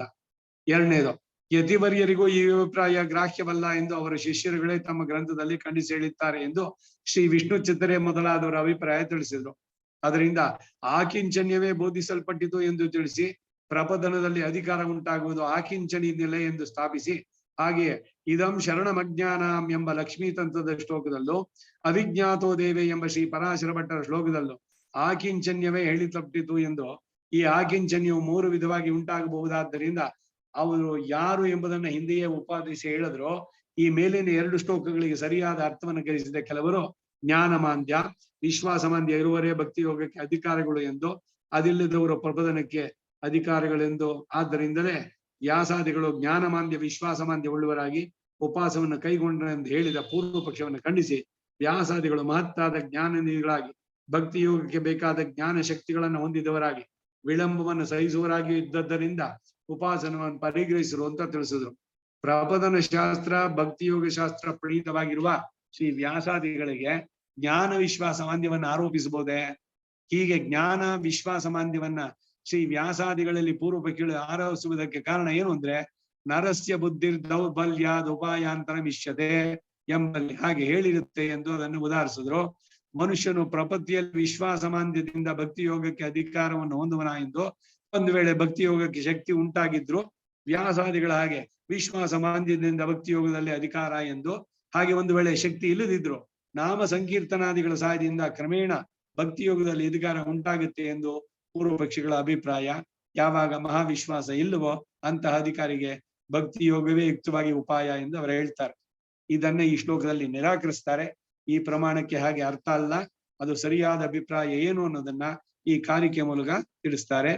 ಅತಿಕೃಚ್ಛ್ರೇಷು ತುಂಬಾ ಕಷ್ಟ ಸಾಧ್ಯಗಳಾದ, ಏಕೆಂದರೆ ಕರ್ಮಯೋಗ ಜ್ಞಾನಯೋಗ ಅವುಗಳಿಂದ ಸಹಕೃತವಾಗಿಯೂ ತುಂಬಾ ಕಷ್ಟ ಸಾಧ್ಯವಾದ ಅನನ್ಯ ಭಕ್ತಿಯಿಂದ ಕೂಡಿದ ಈ ಉಪಾಸನದಲ್ಲಿ ಅಶಕ್ತಸ್ಯ ಅಶಕ್ತನಾದಂತಹ ದುರಾಶಾ ದಾರ್ಢ್ಯಶಾಲಿನಃ ಮೋಕ್ಷವನ್ನು ಹೊಂದಲು ಬೇರೆ ಉಪಾಯವಿಲ್ಲವಾದ್ದರಿಂದ ಈ ಉಪಾಸನದಿಂದಲೇ ಸಾಧಿಸುವೆ ಎಂಬ ಅಹಂಕಾರದಿಂದ ದುಷ್ಟವಾದ ಆಶೆಯಲ್ಲಿ ದಾರ್ಢ್ಯವನ್ನು ಹೊಂದಿದ, ಎಂದರೆ ಆಪ್ತರಾದವರು ಅದು ಸರಿಯಿಲ್ಲ ಅಂತ ಹೇಳಿದ್ರು ಕೂಡ ಮನ ಕೊಡದೆ ಹಾಗೆ ದಾರ್ಢ್ಯವನ್ನು ಹೊಂದಿದ ಕಸ್ಯ ಚಿನ್ನರಸ್ಯ ಯಾವನೋ ಒಬ್ಬ ಮನುಷ್ಯನ ಬುದ್ಧ ದೌರ್ಬಲ್ಯಂ ವಿವೇಕ ಜ್ಞಾನದ ಮಾಂದ್ಯ ಅಂದರೆ ಸಕೃದ ಅನುಷ್ಠೇಯವಾದ ಪ್ರಪದನ ಮೋಕ್ಷವನ್ನ ಎಲ್ಲಾದರೂ ಕೊಡುತ್ತದೋ ಎಂಬ ಸಂಶಯದಿಂದ ಉಂಟಾದ ವಿಶ್ವಾಸದ ನ್ಯೂನತೆ, ಲಘು ತ್ಯಾಗಸ್ಯ ಕಾರಣ ಲಘುವಾಗಿ ಸುಖರವಾದ ಸಕೃದು ಅನುಷ್ಠೇಯವಾಗಿ ದೇಹಾವಸಾನದಲ್ಲಿ ಮೋಕ್ಷ ಪ್ರಾಪ್ತಿಯನ್ನು ಉಂಟು ಮಾಡುವ ಪ್ರಪತ್ತಿಯನ್ನ ತ್ಯಾಗ ಮಾಡುವುದಕ್ಕೆ ಕಾರಣ. ಇದೀಗ ನರಸ್ಯ ಬುದ್ಧಿರ್ ದೌರ್ಬಲ್ಯಾತ್ ಎಂಬ ವಾಕ್ಯ ತಾತ್ಪರ್ಯ ಎಂಬ ಈ ಲಘುವಾದ ಸಕೃದ್ ಅನುಷ್ಠೇಯವಾದ ಪ್ರಪದನ ಎಲ್ಲಾದರೂ ಮೋಕ್ಷವನ್ನು ಕೊಟ್ಟಿದೆ ಎಂಬ ಸಂಶಯದಿಂದ ಪ್ರೇರಿತನಾಗಿ ಅದರಲ್ಲಿ ವಿಶ್ವಾಸವನ್ನು ತೊರೆದು ಈ ಲಘುವಾದ ಉಪಾಯವನ್ನು ತ್ಯಜಿಸಿ ಬಹು ಕಷ್ಟ ಸಾಧ್ಯವಾದ ಬಹು ಕರ್ಮ ಕಲಾಪಗಳಿಂದ ಕೂಡಿದ ಕರ್ಮ ಯೋಗಾದಿಗಳಿಂದ ಸೇರಿದ ಭಕ್ತಿ ಯೋಗವನ್ನು ತಾನು ಅವುಗಳಿಗೆ ಅಶಕ್ತನಾಗಿದ್ರೂ ಅವಲಂಬಿಸ್ತಾನೆ. ಅದಕ್ಕೆ ಕಾರಣ ಪ್ರಪದನದಲ್ಲಿ ಆತನಿಗೆ ಮಹಾವಿಶ್ವಾಸದ ನ್ಯೂನತೆಯೇ ಕಾರಣ ಎಂಬ ತಾತ್ಪರ್ಯ. ಕೆಲವರು ಪ್ರಪತ್ತಿಯನ್ನು ತ್ಯಾಗ ಮಾಡಲು ಅವರಿಗೆ ಅದರಲ್ಲಿ ವಿಶ್ವಾಸ ಇಲ್ಲದಿರುವುದೇ ಕಾರಣ. ಆದ್ರಿಂದ ಭಕ್ತಿಗೆ ಅಧಿಕಾರ ಉಂಟಾಯಿತು ಎಂಬ ಅರ್ಥ ಅಲ್ಲ, ಅದಕ್ಕೂ ಆತನು ಅಶಕ್ತನಾಗಿರ್ಬೋದು ಎಂಬ ಭಾವ. ತತ್ರ ಪ್ರಪತ್ತಿ ಅನರ್ಹಾಣಾಂ ಅನ್ಯದಿತ್ಯಪಿ ಯುಜ್ಯತೆ ವ್ಯಾಸಾದಿಷು ನೈವೈಷ ನೀತಿ ಸಂಶಯಗಾದಿಷು. ತತ್ರ ಹಾಗೆ ಉಪಾಸನಾದಿಗಳಿಗೆ ಅಶಕ್ತರಾಗಿರುವ ವಿಷಯದಲ್ಲಿ ಪ್ರಪತ್ತಿ ಅನರ್ಹಾಣ ಬುದ್ಧಿ ದುರ್ಬಲರಾಗಿ ವಿಶ್ವಾಸ ಮಾಂದ್ಯದಿಂದ ಪ್ರಪದನಕ್ಕೆ ಅನರ್ಹರಾಗಿರುವವರಿಗೆ ಅನ್ಯದಿತ್ಯಪಿ ಪರಂಪರೆಯಿಂದ ಭಕ್ತಿಯೋಗಕ್ಕೆ ಸಾಧನವಾಗಿರುವ ನಾಮ ಸಂಕೀರ್ತನಾದಿಗಳು ಕೂಡ ಯುಜ್ಯತೆ ಯುಕ್ತವಾದದಾಗತ್ತೆ. ಮುಂದೆ ವ್ಯಾಸಾದಿಗಳ ವಿಷಯದಲ್ಲಿ ಈ ನ್ಯಾಯವು ಕೂಡುವುದಿಲ್ಲ ಎಂದು ಹೇಳ್ತಾರೆ. ಸಂಶಯ ಘಾತಿಷು ಮನುಷ್ಯರಿರುವ ಸಂಶಯ, ಇದು ಭ್ರಮ ವಿಪ್ರಲಂಬಾದಿಗಳಿಗೂ ಉಪಲಕ್ಷಣ. ಇವುಗಳನ್ನೆಲ್ಲ ತಮ್ಮ ಸದುಪದೇಶದಿಂದ ಪಾಂಡಿತ್ಯದಿಂದ ನಾಶ ಮಾಡುವ ಶಕ್ತಿಯುಳ್ಳಂತಹ ವ್ಯಾಸಾದಿಷು ವ್ಯಾಸರೇ ಮೊದಲಾದ ಮಹರ್ಷಿಗಳಲ್ಲಿ ನೈವೈಷಾ ನೀತಿ ಈ ನ್ಯಾಯವು ಕೂಡುವುದಿಲ್ಲ. ಅವರು ಪ್ರಪದನವನ್ನ ತ್ಯಜಿಸಿ ಉಪಾಸನವನ್ನ ಕೈಗೊಂಡಿದ್ದುದು ಬುದ್ಧಿ ದೌರ್ಬಲ್ಯ ಎಂದರೆ ಅದರಲ್ಲಿ ಮಹಾವಿಶ್ವಾಸ ಇಲ್ಲದರಿಂದ ಅಲ್ಲ. ಹಾಗೆ ವಿಶ್ವಾಸ ಇಲ್ಲದಿದ್ರೆ ಶರಣಾಗತಿಯನ್ನು ಅನುಷ್ಠಿಸುವ ಎಂದು ಉಪದೇಶಿಸುತ್ತಾರೇನೋ? ಹಾಗಾದ್ರೆ ಅವೆಲ್ಲ ವಂಚನೆಯ ಉಕ್ತಿಯೇ? ಉದ್ಧವರಿಗೆ ಶ್ರೀಕೃಷ್ಣನು ತಸ್ಮಾತ್ ತ್ವಂ ಉದ್ಧವೋತ್ಸೃಜ್ಯ ಚೋದನಾಂ ಪ್ರತಿಚೋದನ ಪ್ರವೃತ್ತಿಂಚ ನಿವೃತ್ತಿಂಚ ಶ್ರೋತವ್ಯಂ ಶ್ರುತಮೇವಚ ಮಾಮೇಕಮೇವ ಶರಣಂ ಆತ್ಮಾನಂ ಸರ್ವದೇಹಿನ ಯಾಯಿ ಸರ್ವಾತ್ಮ ಭಯವೇನ ಯಾ ಅಸ್ಯಸ್ಯ ಕುತೋ ಭಯಂ ಎಂದು ಹೇಳಿ ತನ್ನಲ್ಲಿ ಶರಣಾಗತಿಯನ್ನು ಮಾಡು ಎಂಬ ಉಪದೇಶ. ಹಾಗಾದ್ರೆ ಮೋಸವೇನದು? ಹಾಗಾದ್ರೆ ಇಂತಹ ತಾವೇ ಉಪದೇಶದ ಲಘು ಮಾರ್ಗವನ್ನ ತಾವೇ ಏಕೆ ತ್ಯಜಿಸಿದ್ರು? ಬಹು ದುಷ್ಕರಗಳಾದ ಕರ್ಮಯೋಗಾದಿ ಸಹಕೃತ ಉಪಾಸನಾದಿಗಳ ಮಹಾತ್ಮೀಯ ಜ್ಞಾನ ಶಕ್ತಿಯೋ ವಿಳಂಬವನ್ನು ಸಹಿಸುವ ಯೋಗ್ಯತೆಯೋ ಅದರಲ್ಲಿ ವಿಶೇಷ ಆನಂದ ಉಂಟು ಎಂಬ ಜ್ಞಾನವು ಎಲ್ಲ ಇದ್ದದ್ರಿಂದಲೇ ಭಕ್ತಿ ಯೋಗವನ್ನೇ ಅವಲಂಬಿಸಿದ್ರು. ಇದನ್ನ ಬಹಳ ಸುಲಭವಾಗಿ ಒಂದು ದೃಷ್ಟಾಂತದ ಮೂಲಕ ವ್ಯಕ್ತಪಡಿಸಬಹುದು. ಒಂದು ನದಿಯನ್ನ ದಾಟಬೇಕು ಎಂದು ಇಬ್ಬರು ನದಿ ಹತ್ತಿರಕ್ಕೆ ಬಂದಿದ್ದಾರೆ ಎಂದು ಭಾವಿಸೋಣ. ಒಬ್ಬರು ಬಹಳ ಅಶಕ್ತನು. ಅಲ್ಲಿ ಹತ್ತಿರದಲ್ಲಿ ಕಟ್ಟಿರುವ ಒಂದು ಸೇತುವೆಯ ಮೂಲಕ ನಡೆದು ಆಚೆಯ ದಡಕ್ಕೆ ಸೇರುವನು. ಇನ್ನೊಬ್ಬನು ಚೆನ್ನಾಗಿ ದೇಹದಾಡಿ ಇರುವ ಯೌವನಸ್ಥ, ಈಜುವುದರಲ್ಲಿ ಪ್ರವೀಣ, ಈಜುವುದರಲ್ಲಿರುವ ಆನಂದವನ್ನು ತಿಳಿದವನು. ಕಷ್ಟವೆಂದು ತಿಳಿದಿರೋ ಈಜುತ್ತಾ ಹೋಗಿ ಈಜುವಾಗ ಆನಂದವನ್ನು ಹೊಂದಿ ಸ್ವಲ್ಪ ನಿಧಾನವಾಗಿ ಆ ಅಶಕ್ತನು ಹೋಗಿ ಸೇರಿದ 1 ಗಂಟೆ ಮೇಲೆ ಆಚೆಯ ದಡಕ್ಕೆ ಹೋಗಿ ಸೇರುವನು. ಈ ಎರಡನೇವನಿಗೆ ಸುಲಭವಾಗಿ ಸೇತುವೆ ಮೇಲೆ ನಡೆದು ಹೋಗಬಹುದೆಂಬ ಜ್ಞಾನ ಇಲ್ಲದೆಯೂ ಇಲ್ಲ, ವಿಶ್ವಾಸ ಇಲ್ಲದೆಯೂ ಇಲ್ಲ. ಹಾಗೆಯೇ ಈ ವ್ಯಾಸಾದಿಗಳ ಪ್ರಬಂಧದಲ್ಲಿ ಜ್ಞಾನ ವಿಶ್ವಾಸ ಇಲ್ಲದವರಲ್ಲ, ಆದರೆ ತಮಗೆ ಉಪಾಸನದಲ್ಲಿ ಜ್ಞಾನ ಶಕ್ತಿ ವಿಳಂಬ ಸಹಿಷ್ಣುತೆ ಆನಂದ ಎಲ್ಲ ಇದ್ದದ್ರಿಂದ ಕಷ್ಟವಾದರೂ ಉಪಾಸನಾ ಮಾರ್ಗವನ್ನೇ ಅವಲಂಬಿಸಿದ್ರು. ನದಿಯಲ್ಲಿ ಈಜುವಾಗ ಶಕ್ತನಾಗಿದ್ದವನ ಆನಂದದ ಅನುಭವ ಹೇಗೆ ಅಶಕ್ತನಿಗಿಲ್ಲವೋ ಹಾಗೆಯೇ ಪ್ರಪದನ ಅನುಷ್ಠಾತೃವಿಗೆ ಇಲ್ಲ. ಈ ತಾರತಮ್ಯವನ್ನೇ ಪ್ರಪನ್ಯಾದನ್ಯೇಷಾಂ ಎಂಬ ಶ್ಲೋಕದಲ್ಲಿ ಭಜನ ಸುಖ ಮೇಘಸ್ಯ ವಿಪುಲಂ ಎಂದು ಪರಿಮಿತ ರಸ ಎಂದು ಪ್ರದರ್ಶಿಸ್ತಾರೆ. ಬೇರೆ ಹಿಂದಿನ ಇದರಲ್ಲೆಲ್ಲ ಚರ್ಚೆ ಬಂದಿದೆ. 840-50ನೇ ಪುಟ ನೋಡಿ ಎಂದ್ರು. ಆದ್ದರಿಂದ ಉಪಾಸನವು ಪ್ರಪದನವು ಎರಡು ಯೋಗ್ಯವಾದ ಉಪಾಯಗಳೇ. ಆಯಾ ಅಧಿಕಾರಿಗಳಿಗೆ ಅವುಗಳು ಉಪಾಯಗಳೇ, ಆಯಾ ಅಧಿಕಾರಿಗಳಿಗೆ ಅವುಗಳ ಉಪಯುಕ್ತ ಶಾಸ್ತ್ರಗಳೇ ವಿನಃ ಅನ್ಯತಾ ಅಲ್ಲವೆಂದು ನಿಗಮನದಲ್ಲಿ ಹೇಳ್ತಾರೆ. ಉಪಾಸನವು ದುಷ್ಕರವಾದ್ದರಿಂದ ಅಹಂಭಾವವನ್ನು ಪ್ರಕಟಿಸುವುದರಿಂದ ಯೋಗ್ಯವಾದದ್ದಲ್ಲ ಎಂದು, ಮನುಷ್ಯನು ಜ್ಞಾನ ವಿಶ್ವಾಸ ಮಾಂದ್ಯಗಳಿಂದ ಅದನ್ನು ಅವಲಂಬಿಸ್ತಾನೆ ಎಂದು ಇತರರು ಹೇಳಿದ ಅಭಿಪ್ರಾಯ ಸರ್ವತಾ ಸರಿಯಲ್ಲ ಎಂದು ತೋರಿಸುವುದಕ್ಕಾಗಿ ಈ ನಿಗಮನ ವಾಕ್ಯ. ಇಪ್ಪಡಿ ನಾವು ಈಗ ಉಪದೇಶದ ರೀತಿಯಲ್ಲಿ ಉಪಾಸನ ಪ್ರಪದನಗಳಿಗೆ ಭಕ್ತಿ ಪ್ರಪತ್ತಿಗಳಾದ 2 ಉಪಾಯಗಳಿಗೂ ಅಧಿಕಾರಂ ವ್ಯವಸ್ಥಿತಮಾಹಯ, ಅಧಿಕಾರವು ವ್ಯವಸ್ಥೆಗೇನವಾಗಿರುವುದರಿಂದ ಈ 2 ಶಾಸ್ತ್ರವು ಈ ಉಪಾಸನವನ್ನ ಪ್ರಪದವನ್ನ ಉಪಾದಿಸುವ ಶಾಸ್ತ್ರವು ಸಪ್ರಯೋಜನ ಆಯಾ ಅಧಿಕಾರಿಗಳಿಗೆ ಉಪಯುಕ್ತವಾದದ್ದೇ. ಉಪಾಸನವು ನಿರರ್ಥಕವಾದ ಶಾಸ್ತ್ರವಲ್ಲ ಎಂಬ ಭಾವ. ಇಲ್ಲಿ ಅಧಿಕಾರಂ ವ್ಯವಸ್ಥಿತಮಾಹಯಾಲ್ ಎಂದು ಹೇಳಿರುತ್ತೆ. ಹೇಗೆ ವ್ಯವಸ್ಥಿತ ಅಂದ್ರೆ, ಒಂದು ಉಪಾಸನದಲ್ಲಿ ಜ್ಞಾನವಿಲ್ಲದೆ ಪ್ರಪದನದಲ್ಲಿ ಸಮುದಾಯ ಜ್ಞಾನ ಇರುವವನು. ಎರಡನೇದು, ಉಪಾಸನದಲ್ಲಿ ಒಳ್ಳೆ ಜ್ಞಾನ ಇದ್ರೂ ಇದನ್ನು ಅನುಷ್ಠಿಸಲು ತಾನು ಅಶಕ್ತ ಅಂತ ತಿಳಿದವನು. ಮೂರನೇವನು, ಉಪಾಸನದಲ್ಲಿ ಜ್ಞಾನ ಶಕ್ತಿ 2 ಇದ್ರೂ ಕೂಡ ವಿಳಂಬವನ್ನ ಸಹಿಸದೆ ಆರ್ತನಾಗಿ ಇರುವವನಿಗೂ ಪ್ರಪದನದಲ್ಲಿ ಅಧಿಕಾರ. ಒಂದು, ಪ್ರಪದನದಲ್ಲಿ ವಿಶ್ವಾಸ ಶೂನ್ಯ. 2, ಜ್ಞಾನ ಶಕ್ತಿಗಳಿಂದ ಕೂಡಿ ವಿಳಂಬವನ್ನು ಸಹಿಸಿಕೊಳ್ಳುವನು. ಮೂರನೇವನು, ಉಪಾಸನ ಆನಂದದಲ್ಲಿ ಮಮತೆ ಇಳ್ಳುವನಿಗೂ ಉಪಾಸನಕ್ಕೆ ಅಧಿಕಾರ. ಇವೆರಡರಲ್ಲಿ ಭಕ್ತಿ ಮತ್ತು ಪ್ರಪತ್ತಿಯನ್ನು ಅವಲಂಬಿಸಬಹುದು ಎಂಬ ಯೋಗ್ಯತೆ ಇರುವವರನ್ನೇ ಕುರಿತು ಹೇಳಿದ ವ್ಯವಸ್ಥೆ. ವರ್ಣಭೇದದಿಂದ ಅಧಿಕಾರ ಭೇದಾದಿಗಳು ಹಿಂದೆಯೇ ಅಧಿಕಾರಿ ವಿಭಾಗಾಧಿಕಾರದಲ್ಲಿ ಉಪವಾದಿದ. ಇಲ್ಲಿ ಆದರೂ ಎರಡಕ್ಕೂ ಯೋಗ್ಯತೆ ಇರುವ ನಮಗೆ ಯಾವುದು ಉಚಿತ ಎಂಬ ಚರ್ಚೆಯಲ್ಲಿ ಕೆಲವರು ಭಕ್ತಿ ಯೋಗವನ್ನ ನಿಂದಿಸಿ ಹೇಳಿದ್ರು. ಅದು ಸರಿಯಲ್ಲ ಅಂತ ಹೇಳಿ ಹೀಗೆ ಅಧಿಕಾರಿ ವ್ಯವಸ್ಥೆಯನ್ನು ಮಾಡಿದ್ರು ಅಂತ ತಿಳಿಯತಕ್ಕದ್ದಾಗಿದೆ. ಹೀಗೆ ಸ್ವರೂಪ ತ್ಯಾಗವು ಸರ್ವಧರ್ಮಾನ್ ಪರಿತ್ಯಜ್ಯ ಎಂಬಲ್ಲಿ ವಿಧಿಪರ ಎಂಬ ವಾದ ಸಮೂಲವಾಗಿ ನಿರಸನ ಪಟ್ಟಿತು. ಹಾಗಾದರೆ ನಿತ್ಯ ನೈಮಿತ್ತಿಕ ಅನುಷ್ಠಾನ ರೂಪ ಸ್ವಧರ್ಮ ತ್ಯಾಗವು ಕೂಡದು ಎಂದಾಯಿತು. ಈ ಧರ್ಮಗಳನ್ನು ಅನುಷ್ಠಿಸಿದರೆ ಪ್ರಬದನ ವಿಧಿಗೆ ವಿರುದ್ಧ ಅಲ್ಲವೋ? ಪ್ರಬದನಕ್ಕೆ ಅನ್ಯಾಪೇಕ್ಷೆ ಇಲ್ಲವಷ್ಟೇ. ಇವುಗಳನ್ನು ಅನುಷ್ಠಿಸಿದರೆ ಬ್ರಹ್ಮಾಸ್ತ್ರವು ಕ್ಷಣವಲ್ಕ ರಜ್ಜು ಬಂಧವನ್ನ ಹೇಗೆ ಸಹಿಸೋದಿಲ್ಲವೋ ಹಾಗೆಯೇ ಪ್ರಬದನಕ್ಕೂ ಪ್ರತ್ಯವಾಯ ಸಂಭವ ಇಲ್ಲವೋ ಅಂದರೆ ಸಮಾಧಾನ ಹೇಳ್ತಾರೆ. ಈ ನಿತ್ಯ ನೈಮಿತ್ತಿಕ ಅನುಷ್ಠಾನ ಉಪಾಸನಕ್ಕೆ ಮಾತ್ರವೇ ಅಂಗ, ಪ್ರಪದನಕ್ಕೆ ಅಂಗವಾಗಿ ಹೋಗ್ಬೇಕಿಲ್ಲ. ಆದರೂ ಬೇರೆ ವಿಧಿಯ ಮೂಲಕ ಅಗತ್ಯವಾಗಿ ಅನುಷ್ಠಿಸತಕ್ಕವುಗಳಾದ್ದರಿಂದ ತ್ಯಾಗ ಮಾಡಿಕೊಡುವುದು. ಹಾಗೆ ತ್ಯಾಗ ಮಾಡಿದ್ದೆ ಆದ್ರೆ ಭಗವನ್ ನಿಗ್ರಹಕ್ಕೆ ಒಳಗಾಗುತ್ತಾರೆ ಎನ್ನುವುದನ್ನ ತಿಳಿಬೇಕು. ಇದನ್ನ ಹೇಳ್ತಾ ಇದ್ರು ಯಾರೋ ಉಪನ್ಯಾಸ ಈಗ ಹೇಳ್ತಾ ಇದ್ರು, ಸದಾ ಭಗವಂತನ ನೆನೆಸಿ ಏನನ್ನು ಮಾಡ್ಬೇಕಾಗಿಲ್ಲ, ಬೇರೆ ದೇವತೆಗಳು ಉಪಾಸನೆ ಮಾಡಬೇಡಿ ಅಂತ. ಇವ್ರು ಸಂಧ್ಯಾವನೆ ಮಾಡ್ತಾ ಇದ್ದವ್ರು ಸಂಧ್ಯಾವನೆ ಬಿಟ್ಬಿಟ್ರು. ಅವ್ರ ಮಿತ್ರರು ಬಂದ್ಬಿಟ್ಟು ಉಪಾಸನೆ ಉಪನ್ಯಾಸ ಮಾಡ್ತಿದ್ದವ್ರು ಹೇಳಿದ್ರು, ನೀವ್ ನಿನ್ನೆ ಹೇಳಿದ್ರಲ್ಲ ಬೇರೆ ದೇವತೆಗಳ ಉಪಾಸನೆ ಮಾಡಬಾರದು ಅಂತ. ಅದಕ್ಕೆ ಅವ್ರು ಸಂಧ್ಯಾವನೆ ಬಿಟ್ರು. ಬೆಳಗಾದ ತಕ್ಷಣ ಮಿತ್ರಸ್ಯ ಚರ್ಷಿನಿ ಧೃತಶ್ರವೋ ದೇವಸ್ಯ ಸಾನಸಿಂ ಇಮಮ್ಮೆ ವರುಣ ಶ್ರುದೀಹವಂ. ಈ ಸಾಯಂಕಾಲದಲ್ಲಿ ವರುಣ ಮಿತ್ರ ಅವರು ಇವರೆಲ್ಲ ಬೇರೆ ಬೇರೆ ದೇವತೆಗಳಾಗ್ಬಿಡ್ತಾರೆ ಅಂತ ಹೇಳಿ ಅದಕ್ಕೆ ಅವ್ರು ಸಂಧ್ಯಾವನೆ ಮಾಡೋದೇ ಬಿಟ್ರು ಅಂದ್ರು. ಆಮೇಲೆ ಆ ಉಪನ್ಯಾಸಕಾರರು ಅವ್ರು ಕರೆದು ಬಿಟ್ಟು, ನೋಡಿ ಇದೆಲ್ಲ ಶ್ರುತಿನಲ್ಲಿ ಹೇಳಿರುವಂತದ್ದು, ಅದು ಬಿಟ್ರೆ ಲೋಪ ಆಗತ್ತೆ, ಆ ರೂಪದಲ್ಲೂ ಅದು ಭಗವಂತನಿಗೆ ತಲುಪುತ್ತೆ. ಆ ಅರ್ಥದಲ್ಲಿ ನಾನು ಹೇಳಿದ್ದಲ್ಲ, ನಾರಾಯಣನನ್ನು ಬಿಟ್ಟು ಅನ್ಯ ಭಜನೆ ಬೇಡ ಅಂತ ಹೇಳಿದ್ದು. ಆದ್ರೆ ನಿತ್ಯ ನೈಮಿತ್ತಿಕ ಕರ್ಮಗಳನ್ನ ಬಿಟ್ಟು ಅವನನ್ನು ಪಡೆಯೋದಲ್ಲ ಅಂತ ಸಮಾಧಾನ ಮಾಡಿದ್ರು ಅಂತ. ಆ ರೀತಿ ಇದನ್ನ ಹೇಳಿದ್ರು ಇಲ್ಲಿ. ನಿತ್ಯ ನೈಮಿತ್ತಿಕ ಕರ್ಮಗಳು ಅವಶ್ಯಂ ಅನುಷ್ಠೇಯಂ, ಅದನ್ನ ತ್ಯಾಗ ಮಾಡಿದ್ರೆ ಭಗವನ್ ನಿಗ್ರಹಕ್ಕೆ ಒಳಗಾಗ್ತಾರೆ. ಆದ್ದರಿಂದ ಸ್ವವರ್ಣ ಉಚಿತ ಧರ್ಮಗಳನ್ನ ಭಗವತ್ ಕೈಂಕರ್ಯ ಎಂದು ಭಾವಿಸಿ ಅನುಷ್ಠಿಸತಕ್ಕದ್ದು. ಏನ್ ಹೇಳ್ತೀವಿ ಅಲ್ಲಿ? ಶ್ರೀ ಭಗವತಾಜ್ಞಾ ಶ್ರೀಮನ್ನಾರಾಯಣ ಪ್ರೀತ್ಯರ್ಥಂ ಪ್ರಾತಃ ಸಂಧ್ಯಾ ಮುಪಾಶಿಷ್ಯೆ ಅಲ್ಲಿ ಹೇಳೋದು.